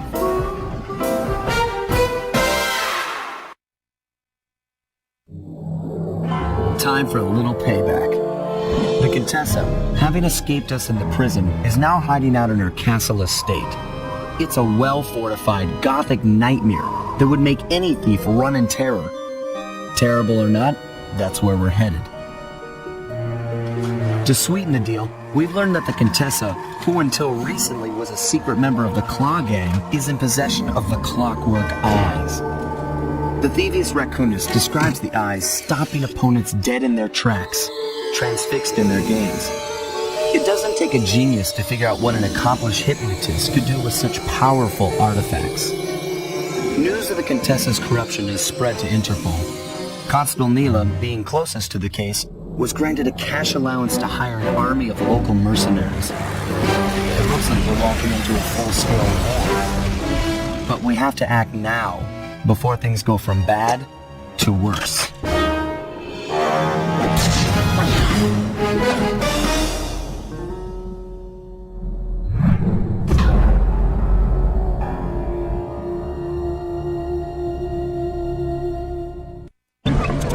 Okay, here's the plan.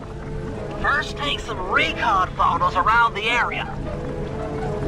Then make your way up to the re-education tower.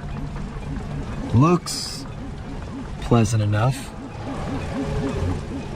Oh, and stay clear of tanks. You know, so you don't get blown up into little sticky pieces. The Contessa has these boats out on patrol against Neela's army. They could be useful to hitch a ride. That's the blimp the Contessa used to escape from the prison. Maybe we could use it to our advantage around all these high towers. The Contessa's all geared up for war. Just our luck. Neela's made a headquarters out of that old bank. It's a pretty secure location. It'll take some doing to drive her out.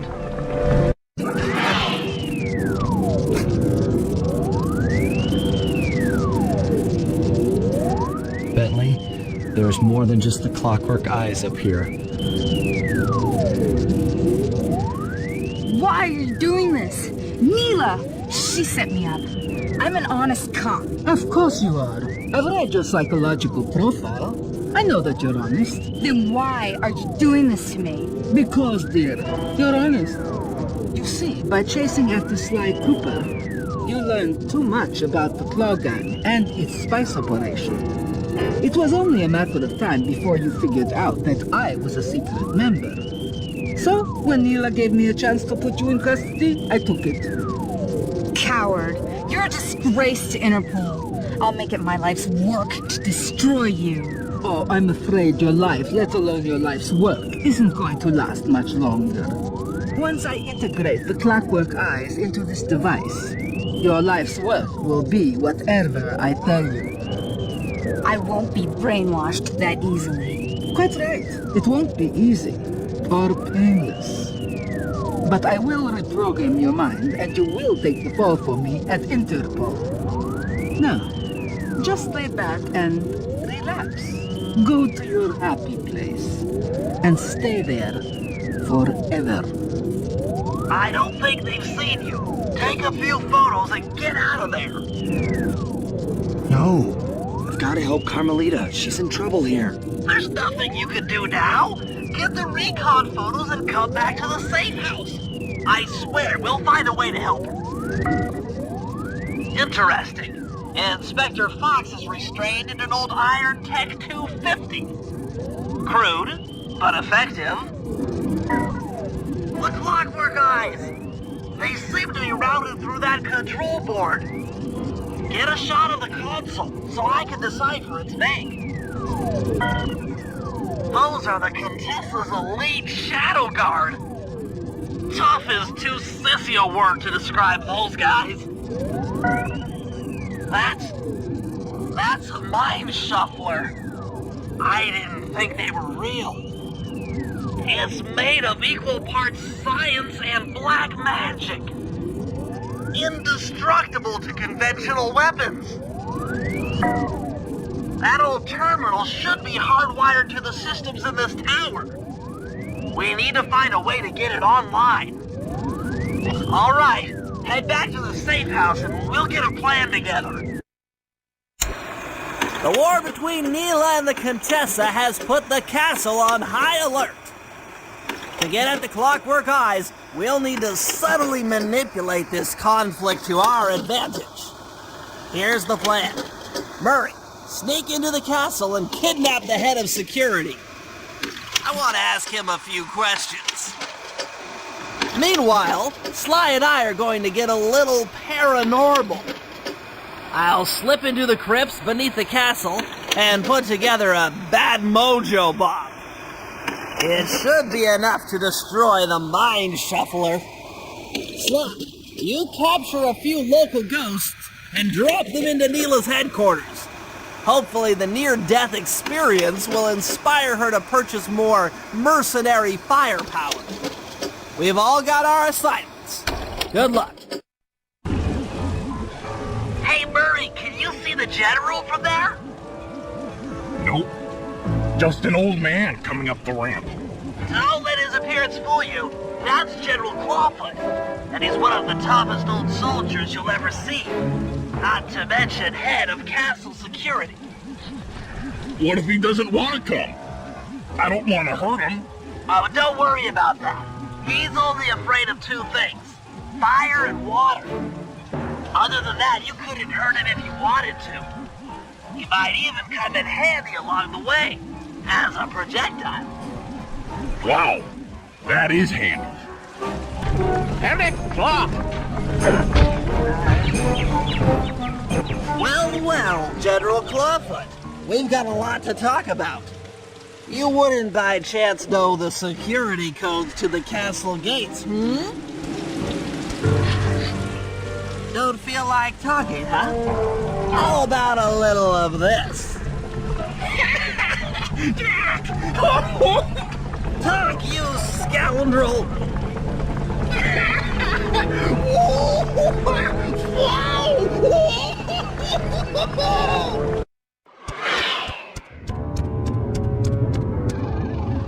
That's it! I knew she'd have a bad mojo collector to transport the overflow. Huh?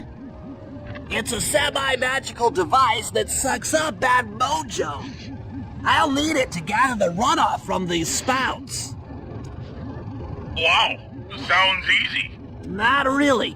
Bad mojo is a powerfully dark force.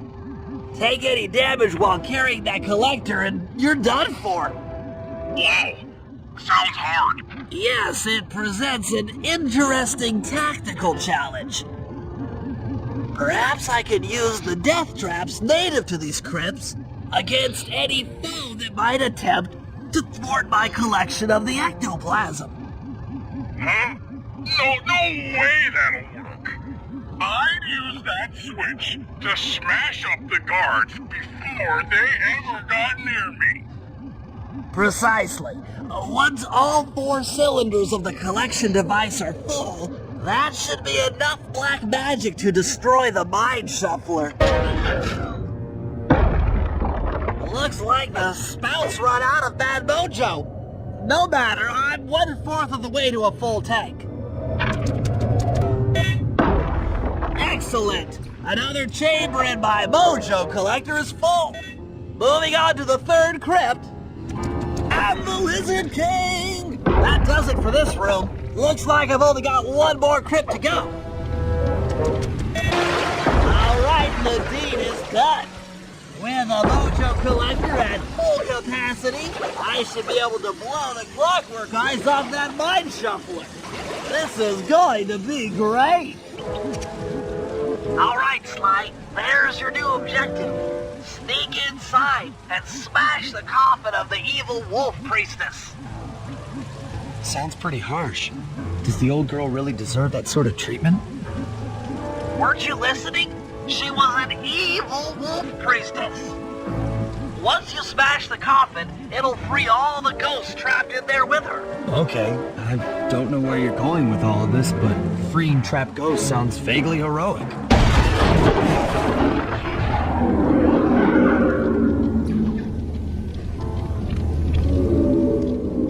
Nice work. Now head outside, and I'll fill you in on phase 2.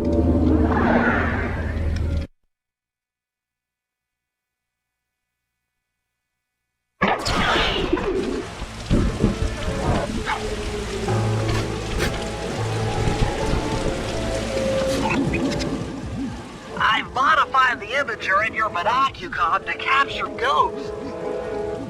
Didn't I just set these guys free? Why would I want to capture them again? Not to worry. It's only a short-term confinement.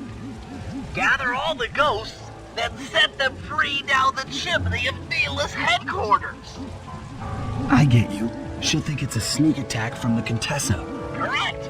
If I did my math right, and I always do my math right, Neela should respond to the assault by purchasing more firepower. Anything bad for the Contessa is good for us. And we get to really freak out Neela.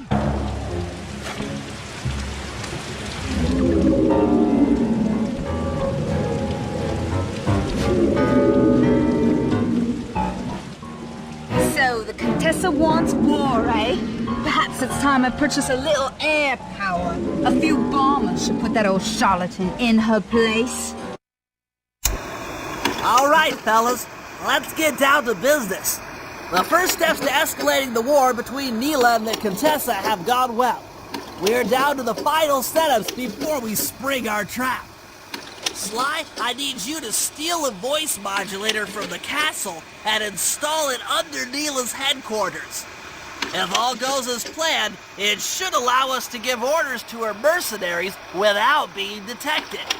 Unfortunately, Neela's recent bomber purchase has made her army over-enthusiastic, and they might strike before we're ready. Which leads me to Murray. I need you to hotwire one of the Contessa's tanks and go to town on the mercenaries. We just need to intimidate them a little. And finally, I'll venture back into the crypts to power up that old computer in the re-education tower. We're going to need it to save Carmelita. Oh, and Sly, if you haven't already got one, you'll need to buy a paraglider for the heist. Okay, let's move out. Murray, use both analog sticks to drive the tank. Press both up to move forward, both down to go in reverse, and in opposite directions to rotate. To fire your turret, tap the R1 button. You'll need to take out 6 tanks to get the job done.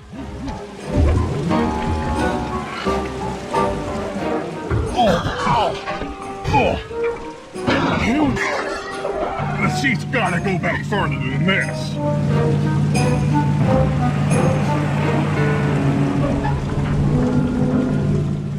Okay, guys, I'm in attack. Hey, shot, Cupcake. Nice work, Murray. That should cool down those mercenaries for a while. How are you gonna hack the computers down there when they've got no power? According to General Clawfoot, a mobile energy source is stored at the end of this hallway. Hallway is a pretty kind term for what looks to be like a complex medieval gauntlet of death. Yes. Well, while the idea of jumping down a crypt filled with whirling, razor-sharp spikes might scare me, in fact terrorized by every fiber, it's the only way to power up that old computer in the re-education tower. Without that thing online, we'll never get into Clockwork Eyes or free Carmelita. You're a good man, Bentley. Just make sure those traps don't rip you into 100 little turtle pieces. Why'd you have to say that? Aha! This acid battery should do the trick. Just walk close to the electrode and voila! Prepare to be hacked, you knave! I'll get you, Contessa. Oh, how many times must you say that? It's not going to happen. I'm dead serious. I'll get you. I'll get you, I'll get you. I mean it. I'll get you. Yes, so I've heard.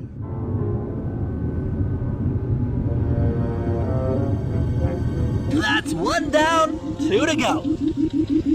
Oh, I had better not take any damage while carrying this battery to the other terminals. It is, after all, filled with acid.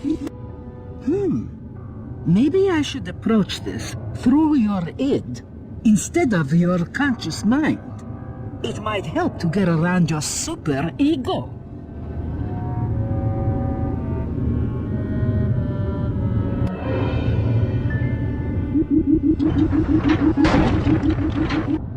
Inspector Fox, why fight it? Don't you want to be my friend? No, you horrible 8-legged cow. No. With that old computer powered up, my work here is done.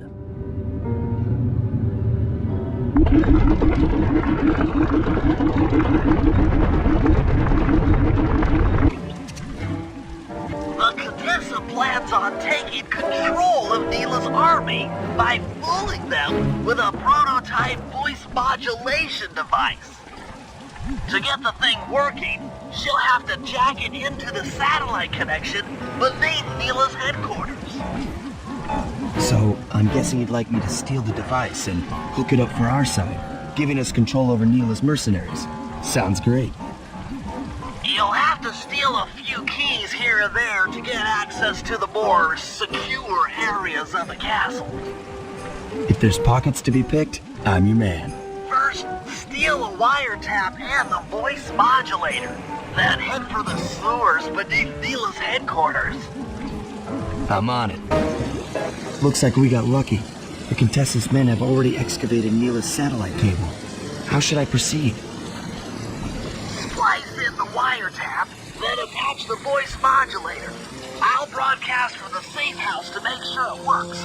This is going to be so cool.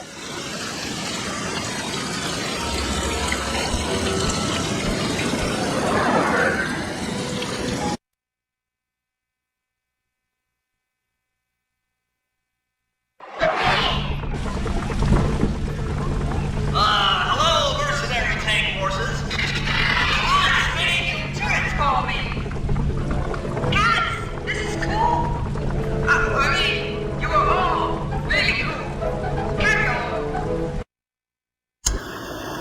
It's time to wage war on the castle, and in the confusion, pull off a heist I've named Operation High Road.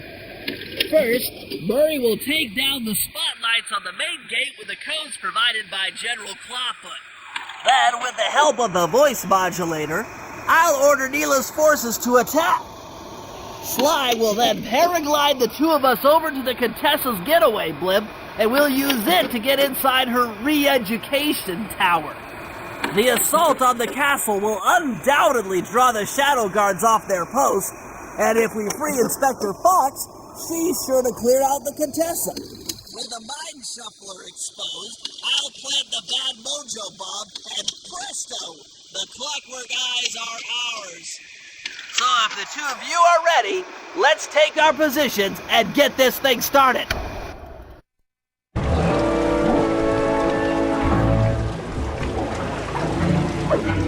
I hope that general guy told the truth, or this is gonna get ugly. Oh yeah! The lights are down, Bentley. Time to call in the cavalry. I'll see if I can find some extra firepower to help out. Attention, bloodthirsty mercenary forces! The castle Defenses are down. Seize this opportunity for aggressive military action by pressing an attack on the castle. Charge! For victory! For glory! That should do it. Now that you're done being a warmonger, feel like paragliding over to that blimp? Just make sure to grab the rope hanging off that thing. I don't want to drown.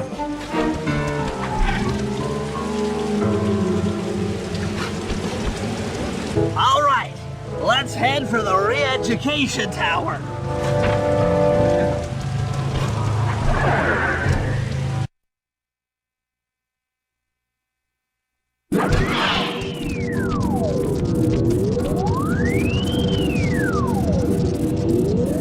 What?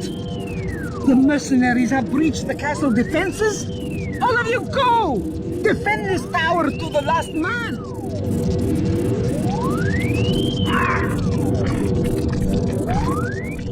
Don't worry, my dear. I still have time to finish with your readjustment. Let me out of here and I'll readjust your face. Okay, partner. Looks like the Shadow Guard is out of the picture. You ready to free our violent little princess? Affirmative. That Iron Tech 250 is a fully integrated system. Access to Carmelita's restraints has to be in this old terminal somewhere.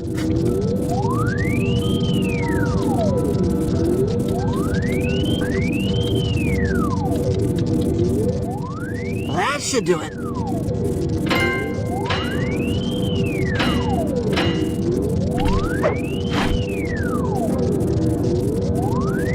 Aha! I've isolated the brain pattern. You and I are about to become the best of friends. Okay, new best friend. Hands up, and I mean all of them. My dear, you really should... Shadow Guard! Shadow Guard! Come back here, you witch!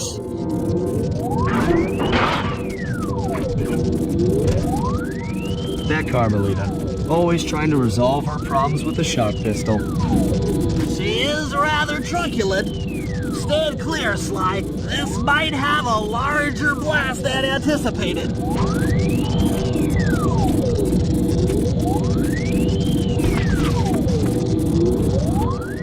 Bentley, you okay? This is no place for an asthmatic. But I've located one of the Clockwork Eyes. Can you find the other? No worries, chaps. It's safely in hand. Neela? Thanks for clearing out the Contessa. Nothing I did could pry her away from the Clockwork Eyes. One should be enough for the old bird. Ta-ta! Bentley, take the eye and escape on the blimp. I'm going after Neela. But the plan! This wasn't in the plan!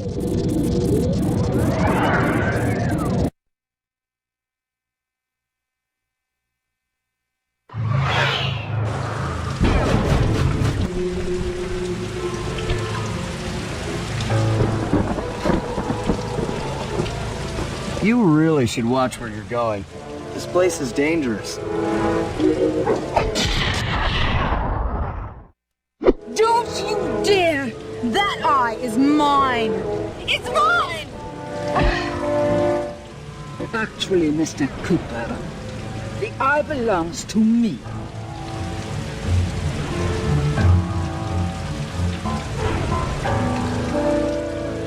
Heads up, Bentley.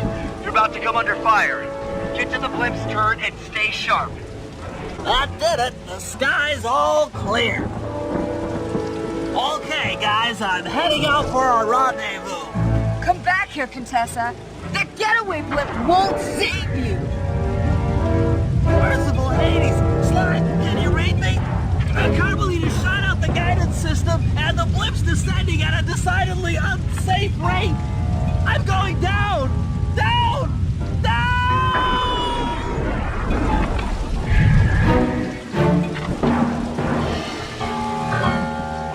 That eye belongs to me, and I want it back. No way. You think I'm crazy? Actually, on second thought, don't answer that. I really don't want your professional opinion. Not crazy, just stupid. You're an ignorant child playing dress-up in his father's legacy. Oh, I know all about you and the Cooper clan. Then you'll understand why this eye needs to be destroyed. Short-sighted fool! I've no interest in your narrow interpretation of morality. I'm above all that. Above good and evil. And you think I'd give the eye to someone that's above morality? Enough talk, insect. It will be just as easy and more fun to pry it from your cold, dead hand.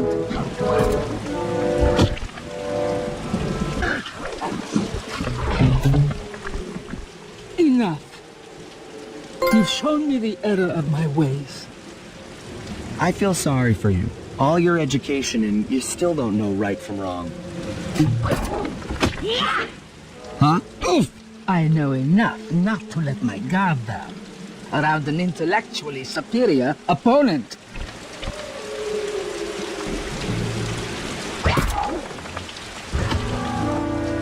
She got the eye? She's got the eye! How's this thing work? What's this do? And this? Guys, help! Carmelita took the eye, and she's trying to get away in one of the Contessa's tanks. Don't worry about it, little buddy. I won't let her get away. Oh, yeah. I'll grab the eye while Carmelita's still stuck in her tank, then come around to pick up Bentley for a quick exit.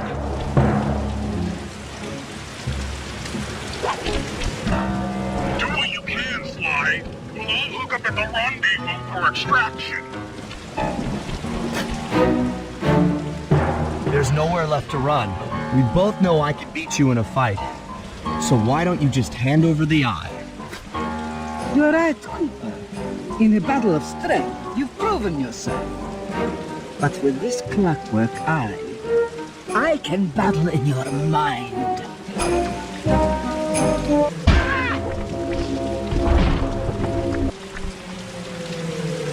You've got a strong mind, Cooper. I never would have guessed.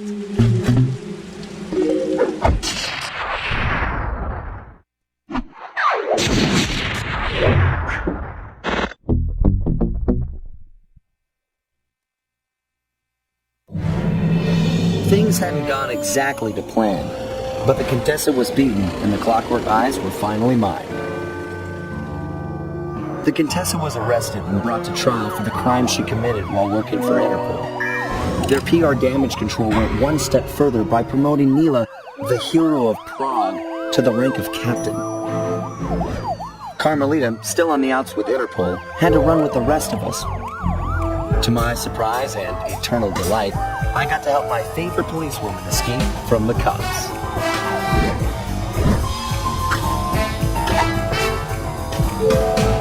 I tried to put it all out of my mind.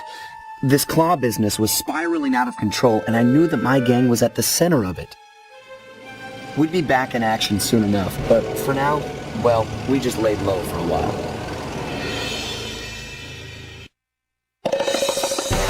Following the trail of spice shipments, we made our way up to Nunavut Bay, Canada, the secret hub of Jean Bisson's shipping empire. As a young man, he trekked across Canada to strike it rich during the gold rush of 1852. An avid prospector, he took some chances and ended up buried alive in an avalanche.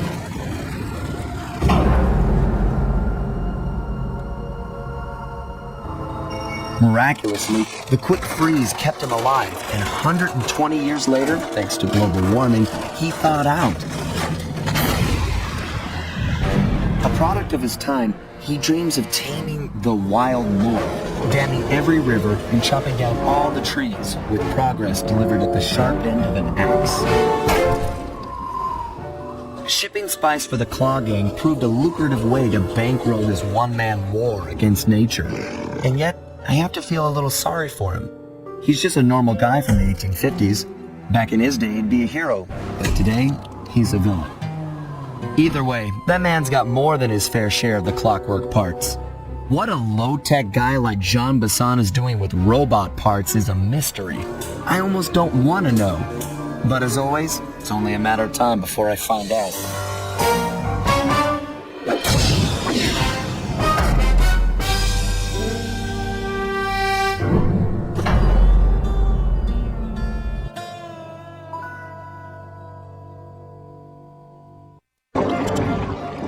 That cabin may seem rustic, but don't be fooled.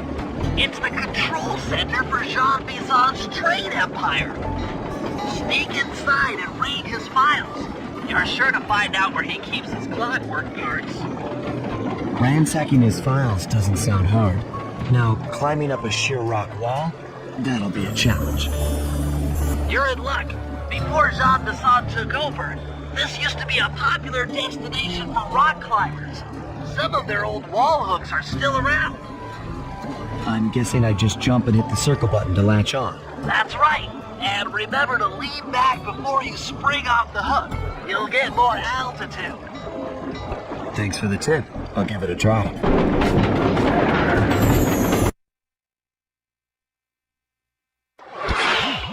Jackpot, Sly. That's Jean Bisson. Looks like he didn't notice me come in.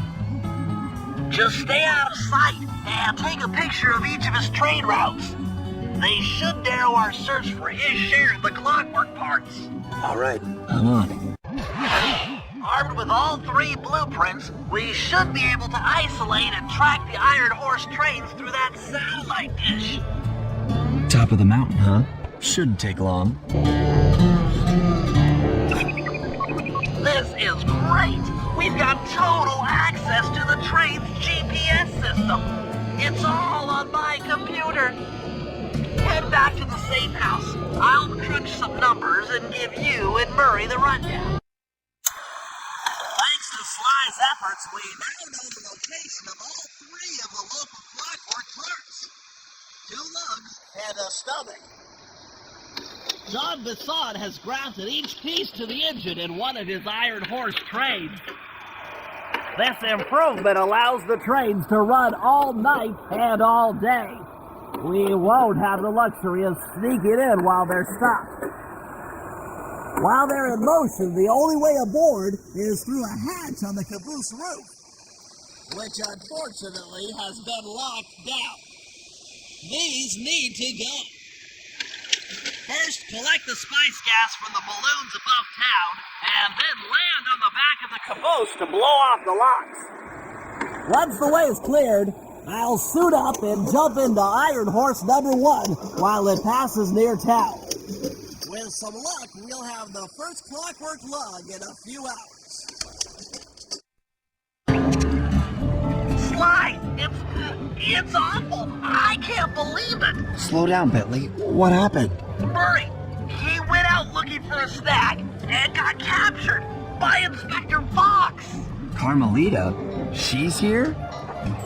Don't worry, Bentley. I know how to handle her.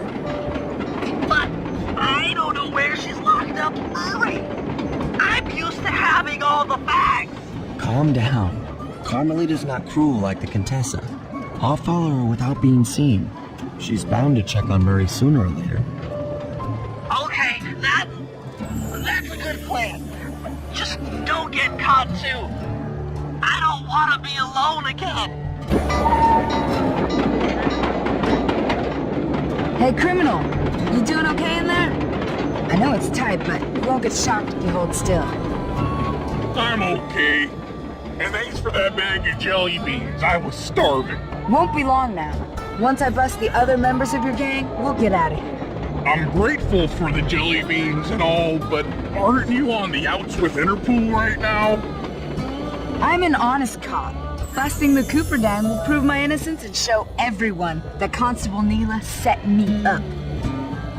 You mean Captain Neela? I hear she got promoted. Whatever. Just sit tight. I'm going to look for your pals.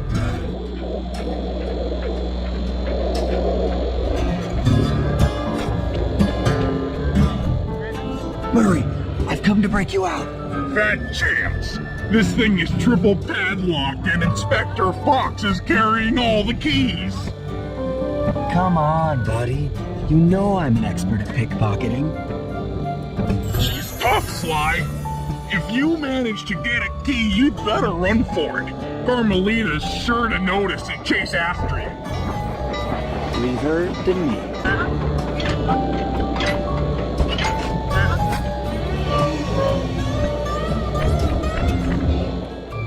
Thanks, pal. I was getting a Charlie horse standing in that box. My pleasure. You know how I love to mess around with Carmelita. Yeah, that's weird. See you back at the safe house. Okay, Sly. We need to break into the Iron Horse trades. But the only way in, through the caboose, is locked.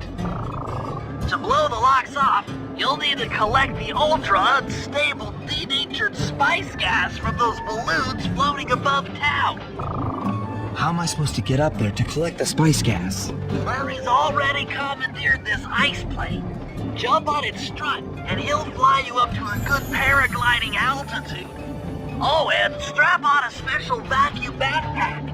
It'll automatically collect the spice gas after you pop the balloon. Sounds like fun. Once you've collected enough gas, you'll have to land directly on the train's caboose. Why directly on the caboose? Denatured spice gas is very unstable at lower altitudes. Unless you land on the caboose, you won't have time to get the gas tank to the lock before it blows up. So you're saying I either land on the caboose or get blown to bits? That's correct.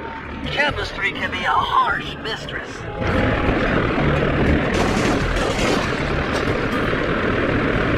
Hang on tight. We're going up.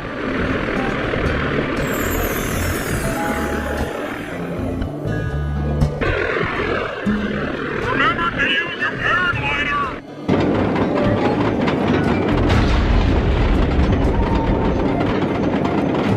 Yes, you guys did it! All the Iron Horse trains are unlocked! According to this timetable, Iron Horse number 1 should be passing by any time now. I see it. It's moving awfully fast. Just jump on the caboose and go in through the hatch. Piece of cake.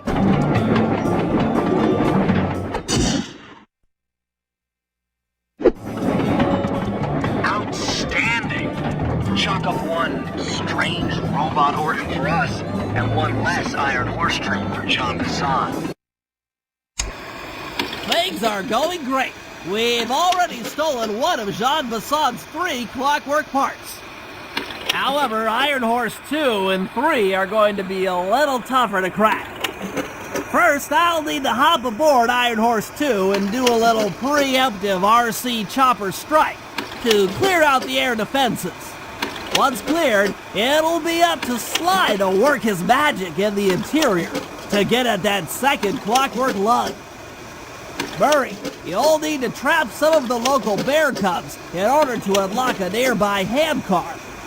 We're gonna need it to catch up with Iron Horse number 3. But don't worry, the cubs won't be hurt. Although I can't say the same for the guards. We'll need this handcar to chase down Iron Horse number 3. But for the time being, it's all fenced in. No problem. I'll tear that fence apart. The metal's too resilient for my bombs or your muscle. No, for this job, we're going to have to rely on a stronger force. The love of a mother for her child. You got something to tell me? Yes, I've had the good fortune of locating 2 juvenile bear cubs. If you put them together inside that fence, they'd surely start fighting. Bears at that age are particularly antisocial. Noise from the squabbles should bring their mother around to free the angry youths. I get ya. That big mama bear will be able to smash the fence no problem to free her cubs. That's correct. Beware, cubs, for you are hunted by the Murray. Well, that was fast. The mother is already on her way. That was beautiful. Just like a nature documentary, only more violent. Heads up, Bentley. Here comes Iron Horse number 2. You and that RC chopper of yours ready? We'll get the job done, provided I can catch up with that train. This had better work. Sly won't stand a chance making it through this train unless I neutralize the aerial defenses. Good thing I outfitted the RC chopper with a new cannon. Let's see. The X button drops bombs and the square button shoots forward. Yes, the aerial defenses are down. Now it's all up to Sly to finish the job.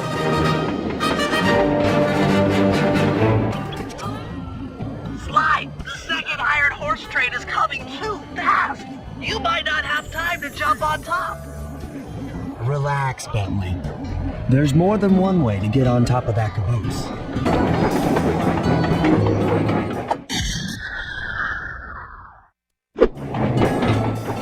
Fantastic!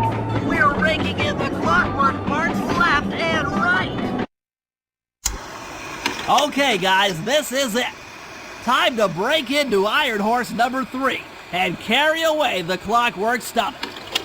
Now, the train's moving too fast to jump onto here in town, so we'll have to catch up with it on Murray's new handcar. Once we're in position, Sly'll hop aboard and make his way up to the engine. While he travels through the interior, I'll provide air support with my RC chopper. I've planned this as a textbook train robbery. If we all do our jobs right, what could possibly go wrong? Hop aboard, guys. We've got a train to catch.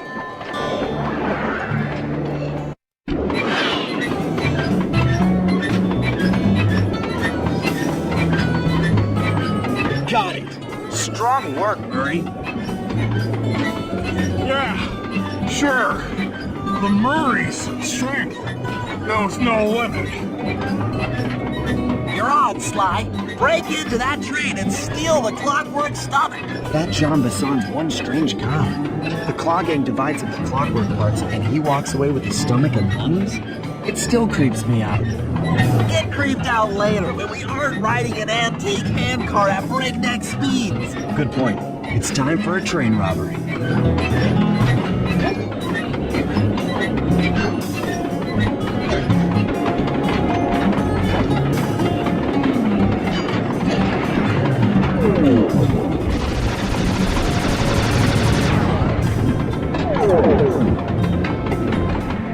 Hey, Cooper! Thought I might find you here. Just can't stay away from these clockwork parts, can you? Oh, I just do it to meet exciting ladies like yourself. If you'd like some excitement, why not climb up on top of the train? I'm sure to get your heart pumping. Maybe even show you my new ride. No thanks, Neela. I've seen enough already. What's the problem, Poodle? Afraid you can't take me on? Have to call up your little friends for help. Come in, little friends. Neela's got me pinned down. Any chance of air support? I've already launched the RC chopper. She won't know what hit her. Come on, Cooper. Let's play. What in blazes? Right, little RC friend. This should be a bit of destruction. You balmy blighter! This is a... What? Oh no! That was some fancy flying, little friend. Whatever you say, Poodle.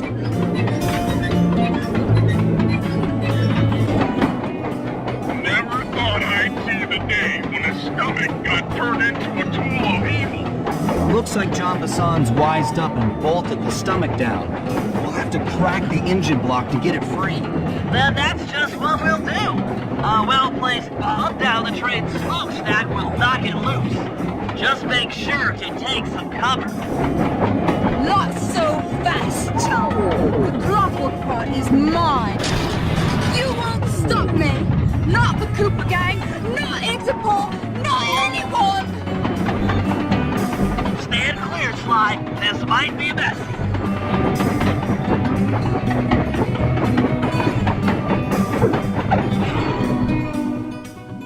Sly! Sly! You okay?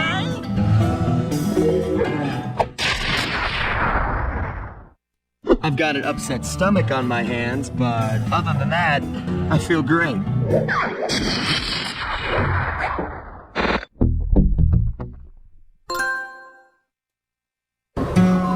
The gang and I had pulled off the impossible.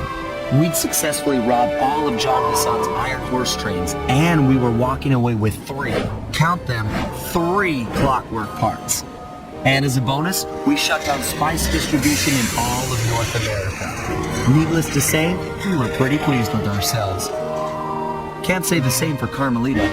Once again, the framed policewoman had to run from the cops, which was fun at first, but I'm starting to feel a little sorry for her. I mean, what if they replace Carmelita with someone else?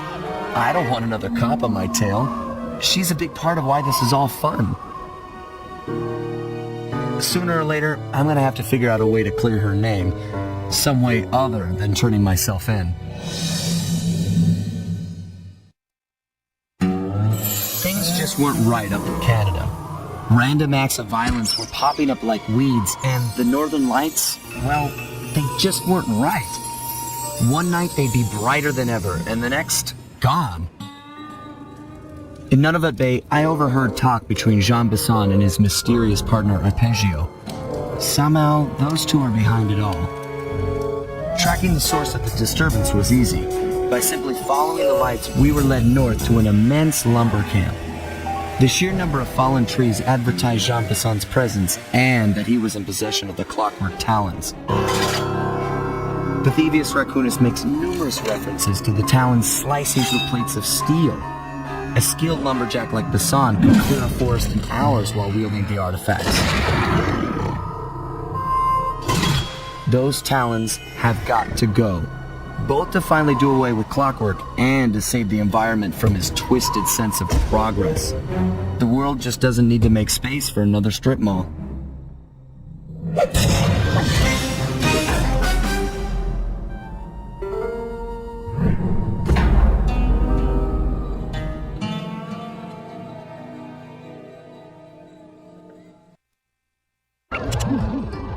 Okay, so here's what we know. 1, Arpeggio's blimp is on its way to pick up a battery from Jean Bassan. And 2, the only way we'll get a crack at Arpeggio's clockwork brain is by finding a way to sneak aboard his blimp.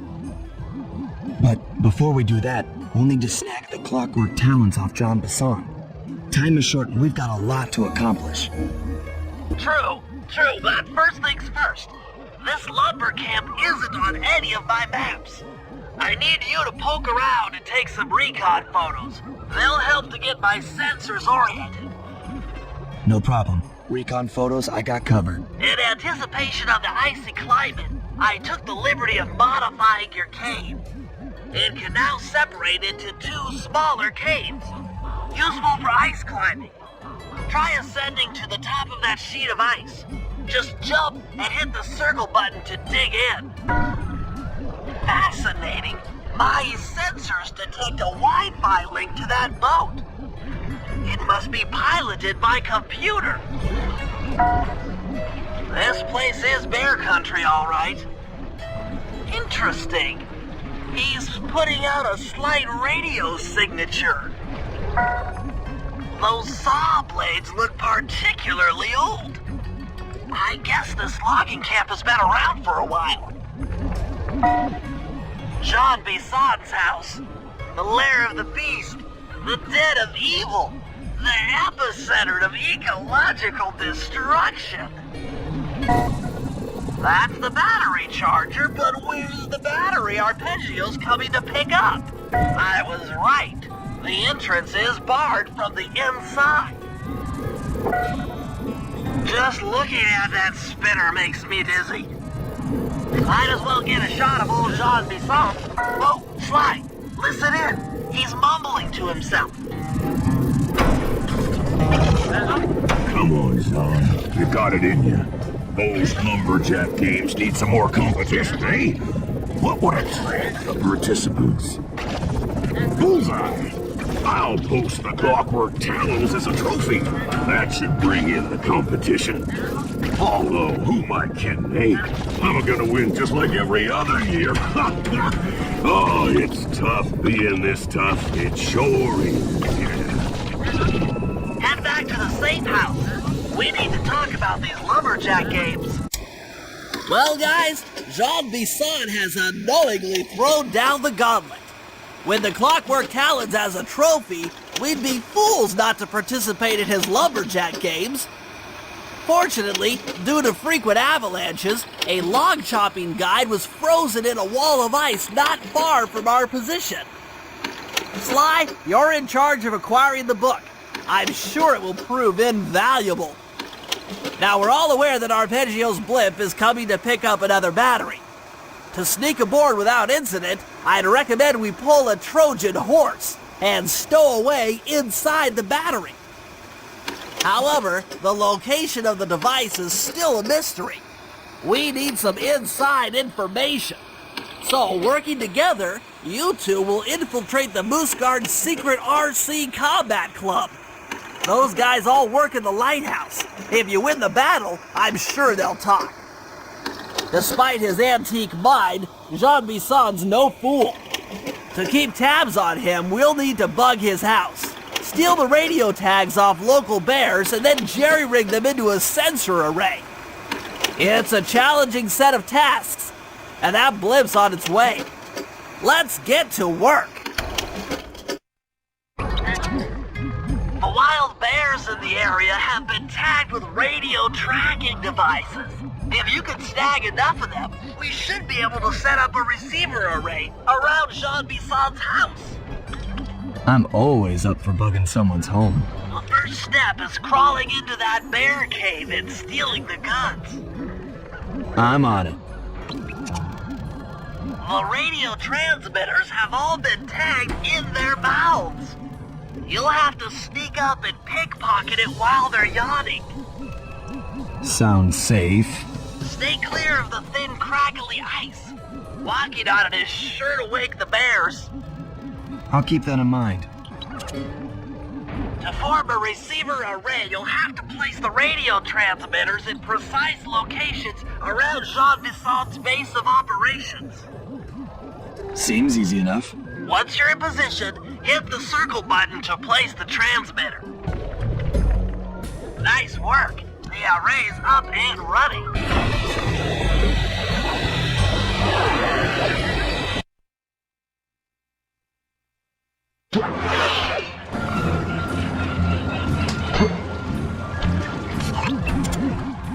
Sly, I've detected what appears to be an ancient guide to log chopping.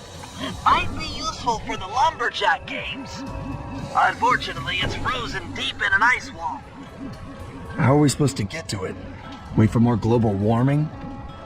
That industrial laser is used to cut through petrified logs. If it could be bounced out that window, with your help, I should be able to harness its energy to melt the ice wall and free the book. How do I redirect that thing? There should be a switch on the other side of this wall. Throw it and then head outside. You've done it! The laser's been redirected out the window.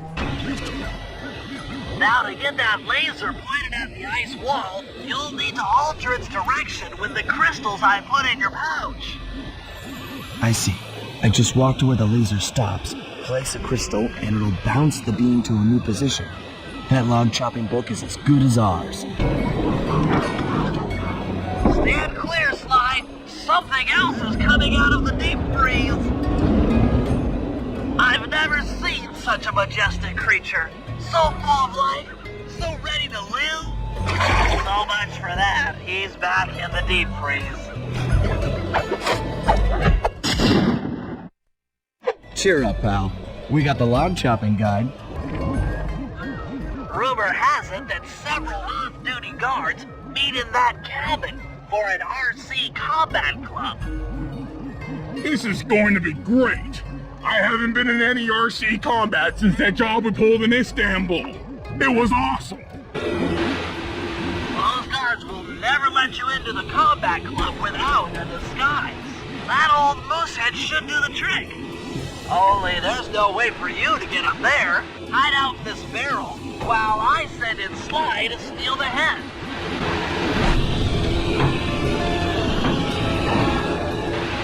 Sly, if you can get the stuffed moose head without being detected, Murray should be able to join the RC Combat Club without raising any suspicion. Murray, heads up.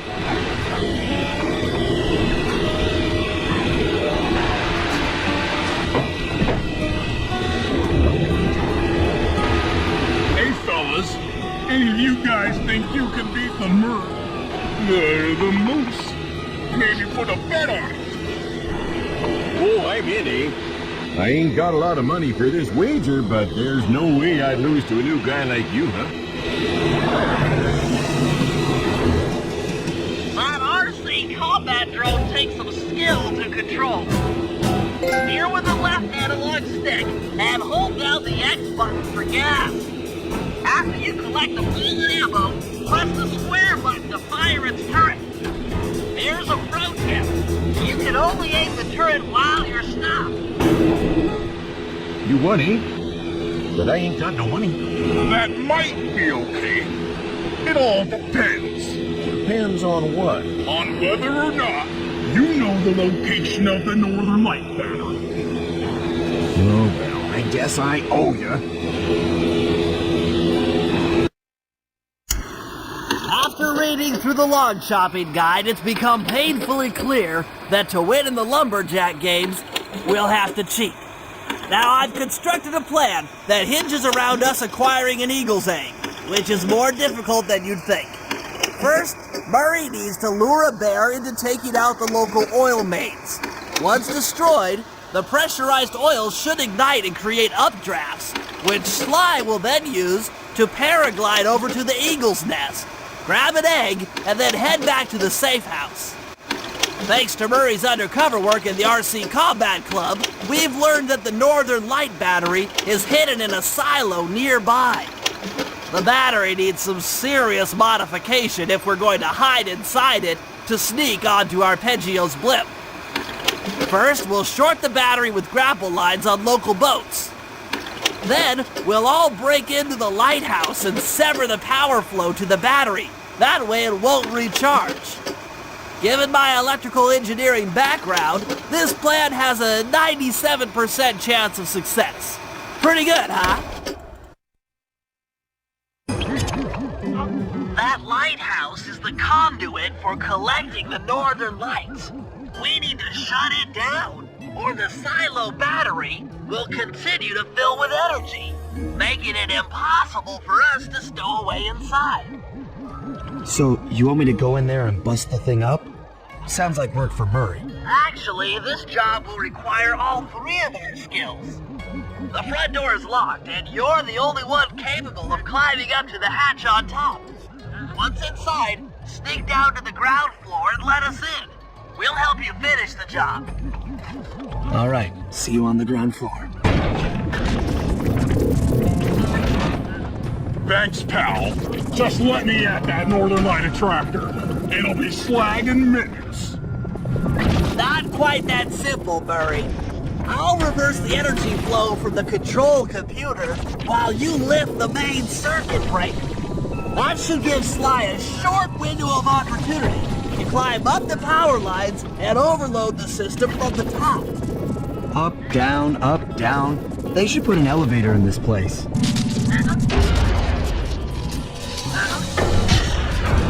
did it! The collection mechanism is overloading! If we can trust Murray's informant, that's the silo with the battery hidden inside. To prepare it for travel, we'll have to drain off its northern light energy. By attaching a boat's grappling hook to the top of the silo, we should be able to deplete power from the battery. Murray's in position to help throw you out onto the boat. Once on board, I'll hack into its steering controls and move the vessel close enough to fire its grappling hook. Okay, I'll climb on top of the silo and attach the hooks. How many grappling lines will it take to drain the battery? 3 should suffice. Once the first line's attached, Murray and I will commandeer another boat. You should stay in position. Finally, I get the easy gig. That did it. With the battery chamber empty, we'll be all set to move in.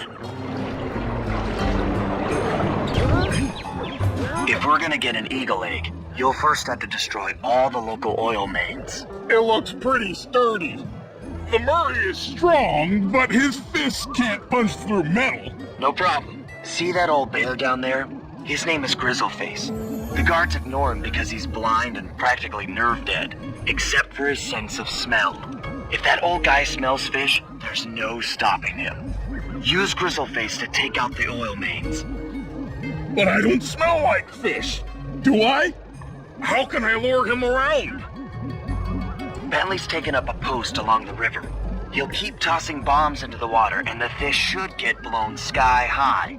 Plenty should land near your position. So you want me to throw a fish at the oil main so that old Grizzleface will knock him apart? That's the idea. You might even try throwing fish at the guards. Might improve their odor. Solid work, Murray. Now that the oil lines are exposed, Sly's all set up for a paragliding job off the lighthouse. In order to overcome Jean Bisson and the Lumberjack games, we'll need to enlist the help of the giant Canadian eagles. Their nest is out on that iceberg.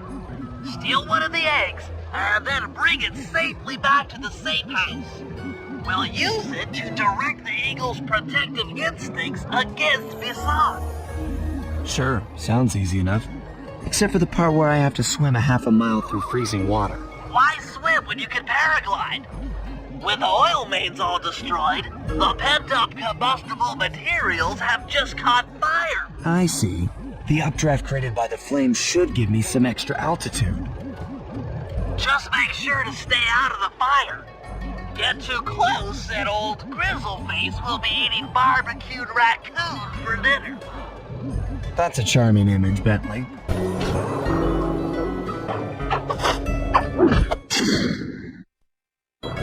Great work, Sly. The Lumberjack games are upon us. Now, despite Murray's study of the log chopping guide, none of us are skilled enough to beat Jean Bisson at his own game. So, though it pains me to say it, we'll have to cheat. Murray, you'll participate in the power log chopping competition. Get us a good score, and then let Bisson up for his turn. While he's chopping, I'll sneak the eagle egg into his trousers, and the protective parents should disturb his axe swings. Sly, given your ascension skills, I've signed you up for the ice wall climb. We'll keep Bisson from beating your score by pulling him off the wall with some nearby grappling lines. And finally, I'll represent our team in the log rolling competition. With my knowledge of rotational mechanics, we're sure to get a stupendous score. Sly will be in charge of greasing Bisson's logs, so he has no chance of beating it. If you guys are ready, I say we head out and show these meathead lumberjacks what we're made of. Okay, guys, let's head down there and win those talents from Jean Bisson. Sly, try to keep a low profile when we get close. We don't want him to recognize you. Excuse me, sir. We humble lumberjacks would like to participate in your lumberjack games. Think you got what it takes to win the Clockwork Talons, eh? Well, I'm sure enough gonna let you play, so long as you pay the entry fee. Much obliged, partner. We'll, just take our positions for the competition. Enjoy the moment while you think you still got a chance. It's as close to winning as you'll ever get. This year's first event will be a power chomping contest. Not like anyone's ever gonna beat my record, but let them try. Not bad, Hippo. But watch and learn as I destroy that log without even breaking a sweat.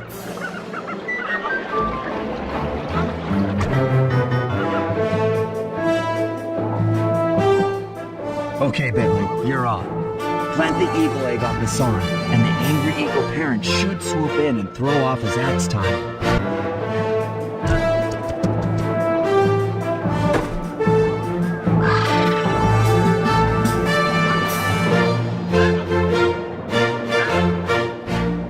What? I think you better rethink them scores, boys.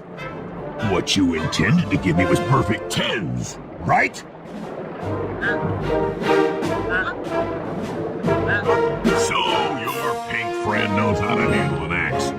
Let's see how you handle a vertical wall of ice. Pretty good for a scrawny raccoon.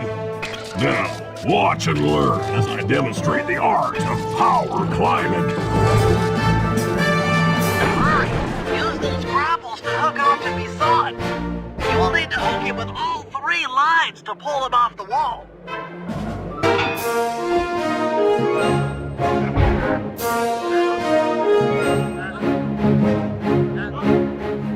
It seems you have pulled the wrong cards again. Did I ever tell any of you the story about the judge from last year's competition who mistakenly gave me a score other than 10?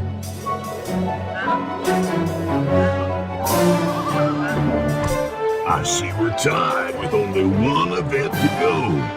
Unfortunately for you, I've saved my best event for the last, the spinning log competition.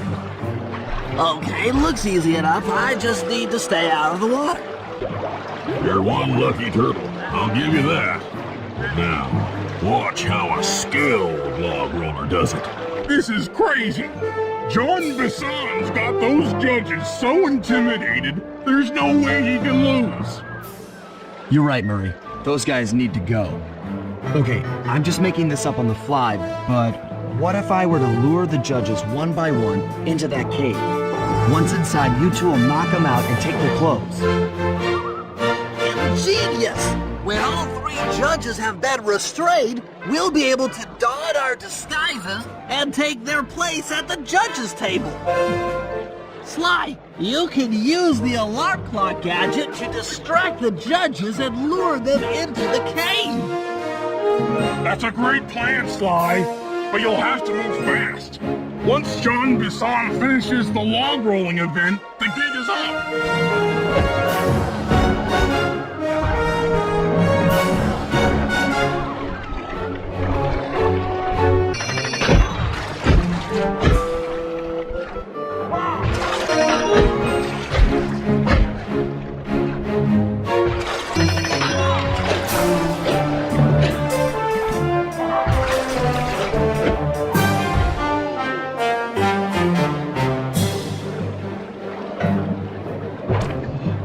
What?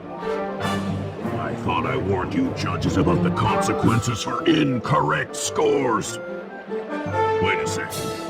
You aren't the judges I hired. It's the scrawny raccoon and his annoying friends. Well, if you want the talent, then why don't you just take them?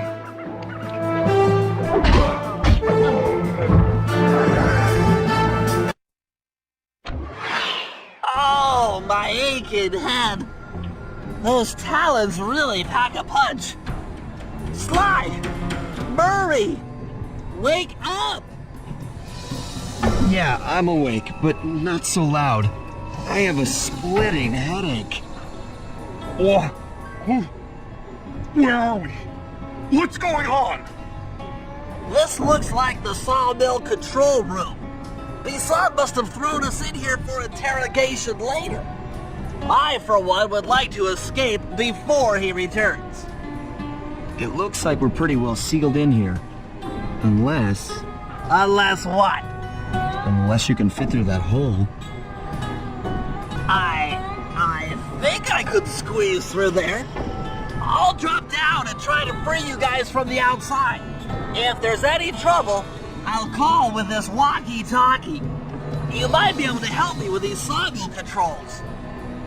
While you guys do that, I'll try prying open that steel door. Given enough time, I might be able to make some progress.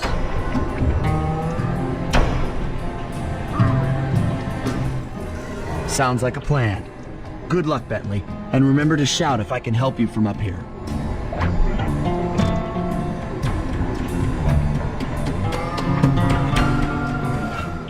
Bentley, you okay? I can't see you from in here, but I heard the fall. I'll be fine. Just give me a moment to catch my breath. Well now, Candy Britches. I should have figured a puny turtle like you'd find a rat hole to squirm through. Well, I just dropped my glasses, had to come pick them up. I ain't like you, boy. I ain't stupid. When y'all were unconscious, me and my boys paid a visit to your hideout and found all them clockwork parts. Lucky thing, too. Arpeggio is willing to plunk down a king's ransom for the whole lot. I even threw in the talons. You sold all the clockwork parts? Arpeggio has them all?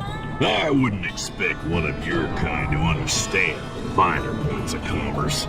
You turtles are too stupid to know a woodcutter from a woodchuck. That's it. Time I showed you just how stupid we turtles really are.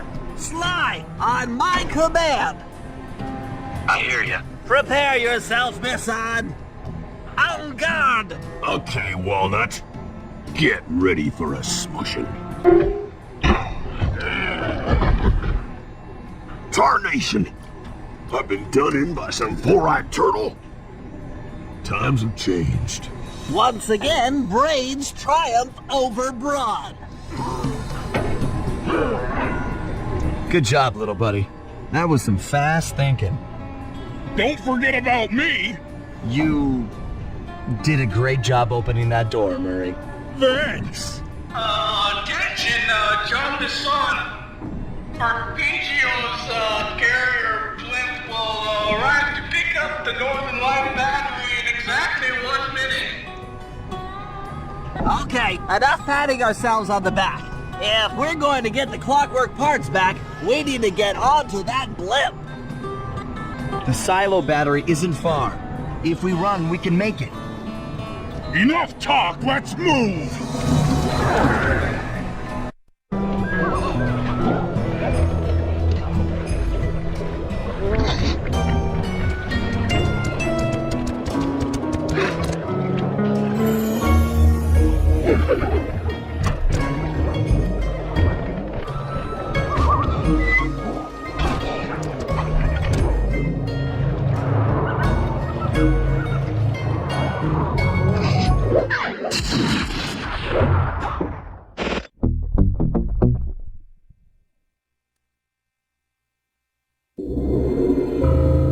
As we shut ourselves into the Northern Light battery, it became black. For a few long minutes, we just sat there in darkness. No one dared to talk for fear that Jean Bisson's men might discover where we were hiding. Time seemed to have stopped. And then, we felt it. We were being lifted up to Arpeggio's blimp. It was all so strange. The focus of all our schemes had been stolen from us. Our clockwork parts were gone. Looking around the inside of the battery, I knew we all felt it. Failure. I was twitchy and ready for action. Any action. Bentley tried to make some sense of the situation by drawing up meaningless plans. But Murray, Murray took it the worst. He just sat there sobbing while the team van floated away over the horizon. That van was his life. I knew I'd have to find a way to make it up to him. There we were, heading east across the Atlantic Ocean, stowaways on a giant airborne fortress. Though time was short, we made sure to study up on our unknowing host, Arpeggio. While attending a prestigious boarding school, the young Arpeggio excelled in all subjects, but he never managed to keep up with the other boys physically.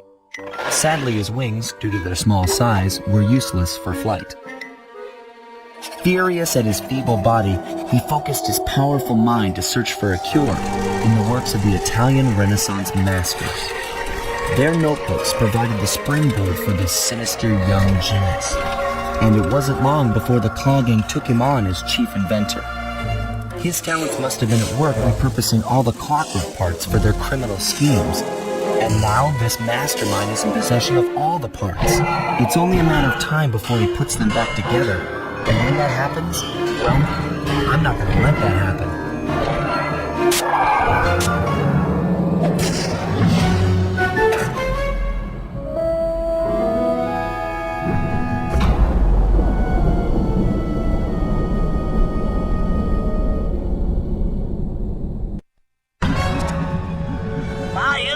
Have picked up large magnetic fields radiating from inside that blimp. If Arpeggio's already started reassembling clockwork, that's where you'll find him. Sounds good. I'm on my way. Don't waste any time here, Sly. Get to the blimp and take some recon photos. To build a plan, we need to know how close they are to reviving clockwork. Relax, Bentley. I've got it under control. I had no idea they could reassemble clockwork so fast! Calm down, Bentley. He might be in one piece, but he doesn't appear to be, alive. Let's stick to the format here. How about some recon photos? You're right. We need to be informed to create a plan of action. Try to get a shot of Clockwork's head, a mech egg, and one of those spinning magnetic inducers. They seem important to the procedure, but stay away from the guards. If you get detected, we won't have time for a second chance. These magnetic inducers seem to be holding the clockwork parts together. Clockwork appears completely inanimate. We still might have a chance. I'm sensing radioactivity from inside those mech eggs. I wouldn't get too close. Sly, I'm detecting voices from the front of the blimp.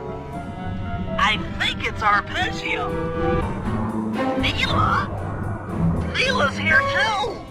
There he is, the mastermind behind this blimp and the source of all our problems. I can't believe it. She must have been working with Arpeggio all along. I don't need to study those photos to see the writing on the wall. Clearly, Neela and Arpeggio have conspired together to reboot Clockwork, and it looks like they're dangerously close to realizing their goal. Look, Bentley, I know it's not your style, but I need a quick plan of attack. Try to think of a way, any way, to stop Clockwork from getting reassembled. Well, those magnetic inducers seem to be holding the parts together. If you reverse their polarity, it should pull Clockwork apart. Unfortunately, the inducer speed control station is locked down tight. Pickpocket keys for the 4 patrolling guards to get at it. Then you'll need to manually reverse the polarity of each inducer deck at the top of their rotation. Consider it done.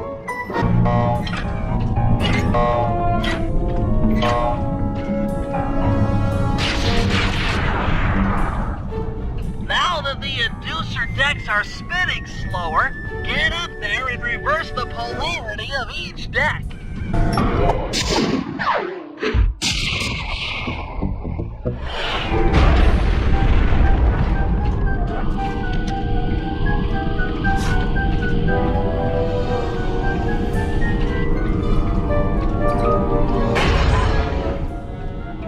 case then. The magnets had been reversed. But by Jove, it seems to have locked the clockwork parts into place. Excellent!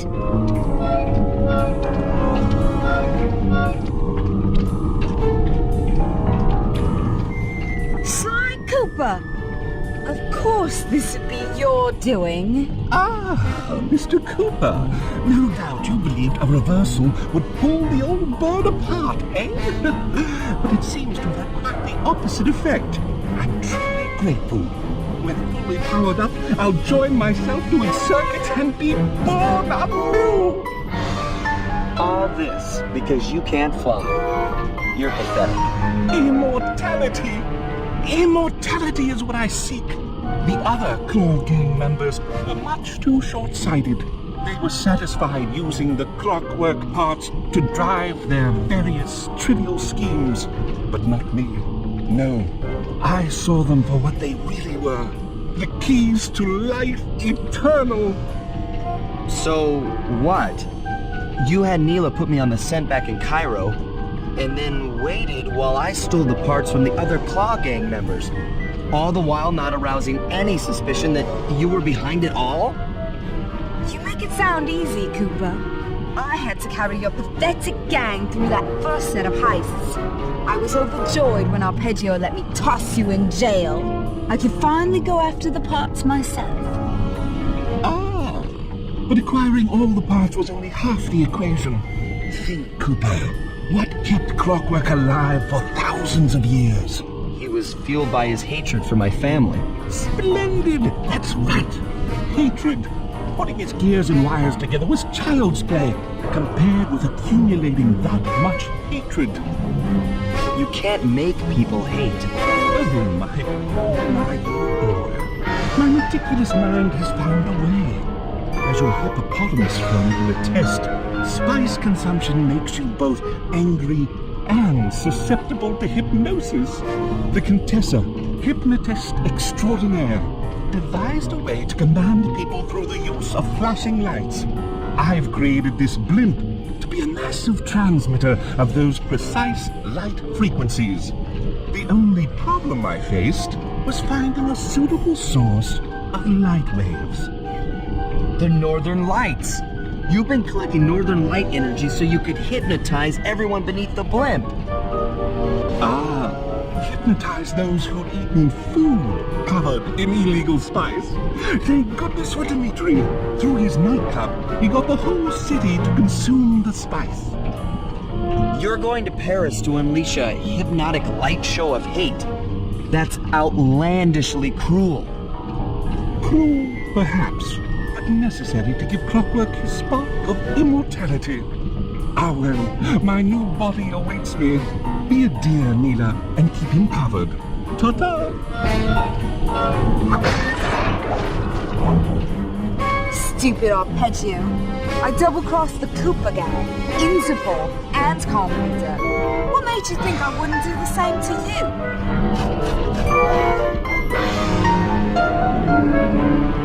This is preposterous!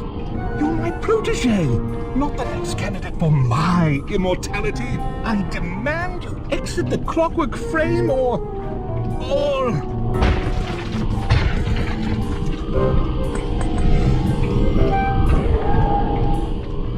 Behold, Heracla is born!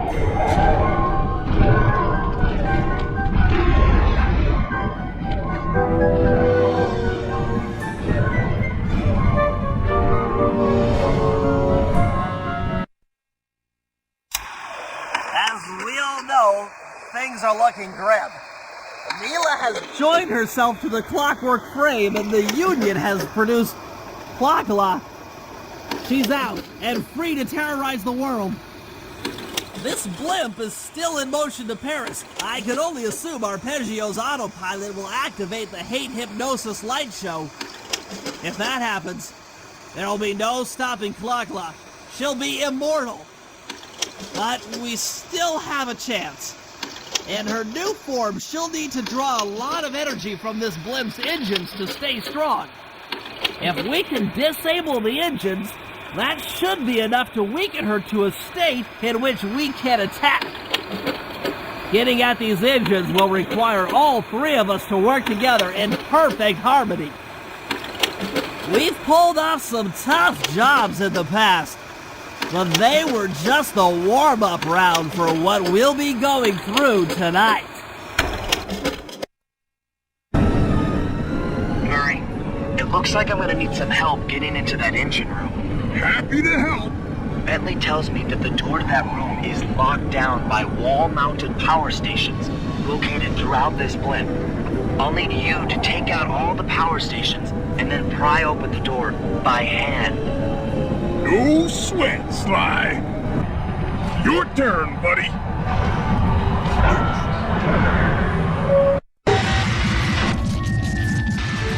That's the lights out for this engine.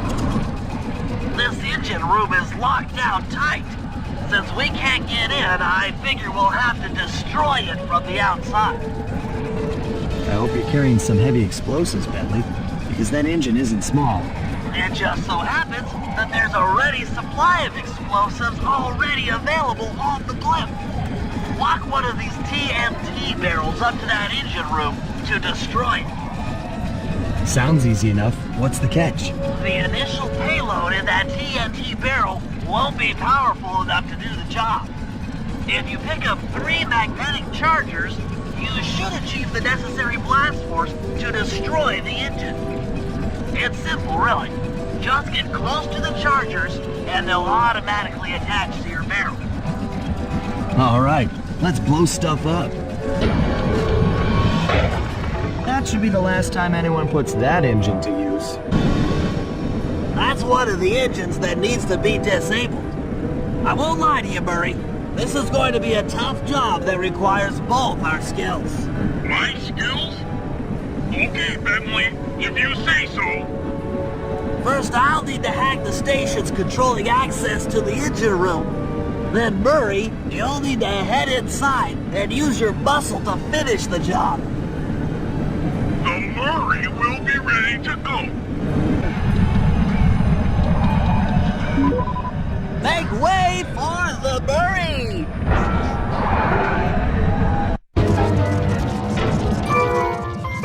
Another engine bites the dust. To disable that engine room, you and I are going to have to work together. Happy to have you along, Bentley. What do you need me to do? Pickpocket the guard's keys to the engine room. Once you've got the door open, I'll take over. Okay, you should take your position.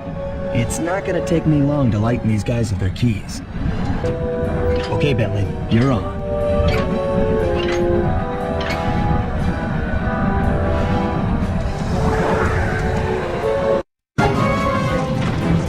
That's one less engine for that creepy clock thing to draw power from. And an unexpected windfall, I've been contacted by Inspector Fox over the shortwave radio.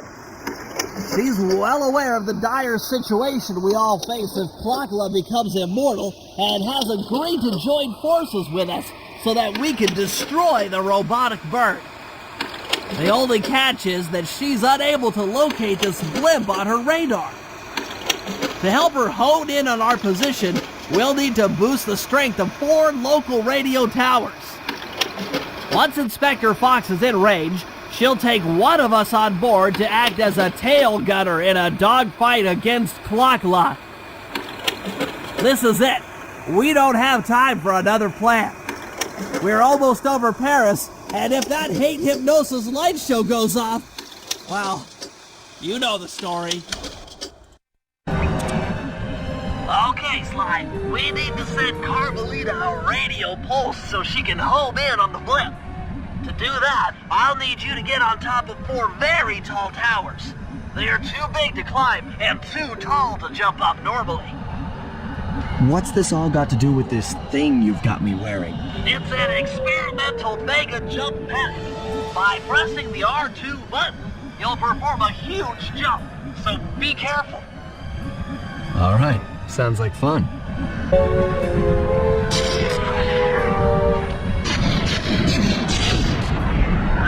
It looks like Carmelita has picked up on our signal.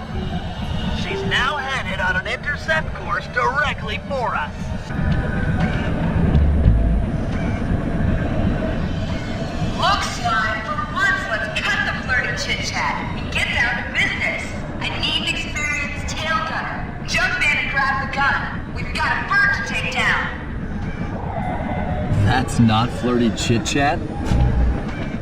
You should have been a cop. That was some terrific shooting.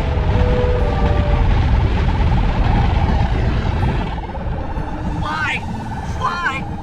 We've got a serious problem here. Lockla's looking mighty upset, and I think she's going to take it out on us.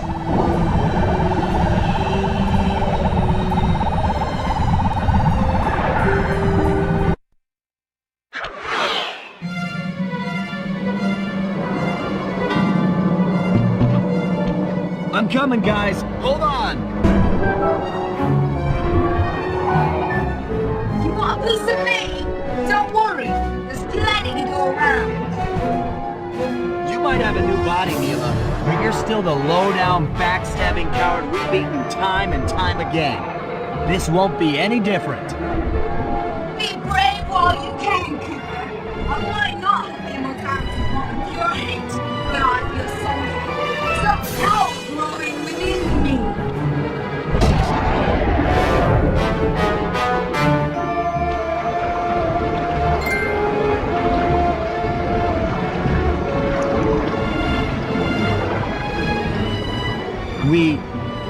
We did it. Right on! It's an emotional moment. Die, insects, die! My hate will smash you. Watch out. That thing's still kicking. Lachla mentioned something about a heat chip. It sounded like the source of her power. If we remove it, she might stop attacking. Then let's do a little open head surgery. I'll pry open that beak so that Bentley can go to town with his balls.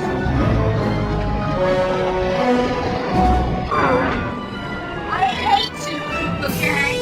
I will find you in your sleep and I will destroy you. You will never know a moment's peace for the rest of your short, miserable lives.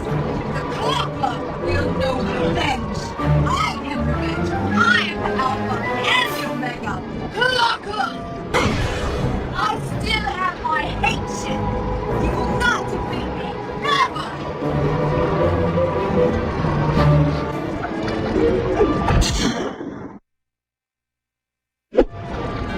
Let's get out of here! She's about to explode! Ah! My glasses! Bentley, I'll save you.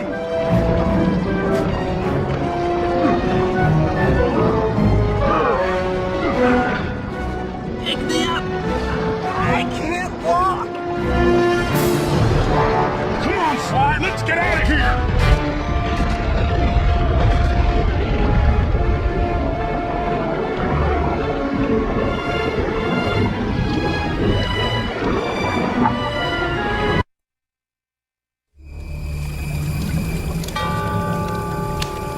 And there we were, at the end of the road. The Claw Gang had been defeated, and the clockwork parts lay scattered around in heaps. Yet, despite the explosion, they remained pristine. It was as if nothing could ever hurt them. Carmelita cursed herself for showing up too late to get a few shots in our clockwork. So she took it out on what was close at hand, the hate chip. And just like that, it was over. Without that core piece, that essential center of clockwork, there was nothing left. The parts aged before our eyes as if time had finally caught up with the ancient bird. How ironic that Carmelita, a police officer, would be the one to lift the curse from the Cooper family. The menace of clockwork would never again rise to threaten me or my children. True to her nature, she informed us that we were all under arrest. But one look at my gang told me that we were in no shape for a fast getaway. So I offered to go peacefully in exchange for letting my friends walk. They'd taken some bruises through all of this, but I was surprised, shocked really, to see them leave their gear behind as they walked away. Their wounds were deeper than I'd imagined. Those guys were hurting. Carmelita's old police unit soon arrived. With me in custody, her name was cleared, and she even got a well-deserved promotion. It was the least I could do. The ride to HQ started with us sitting in silence, trying to read each other's thoughts. As the reality of my capture started to sink in, she began to relax, and we got to talking. We spoke freely about our previous adventures, comparing notes and even getting in a few laughs. Then we started talking about, well, everything. Books, music, art. It was like we were on a first date. She even showed me the bottle she'd been saving for the special occasion of my arrest. My heart sank when she realized that our short flight across town had already taken 2 hours, a fact I kind of clued into after seeing the Eiffel Tower float by 17 times. She went forward to ask the pilot what was up, and it looked like my pals had left me a little going-away present before taking off. Floating away on the night breeze, I could faintly make out Carmelita's face. I'll find you, Cooper!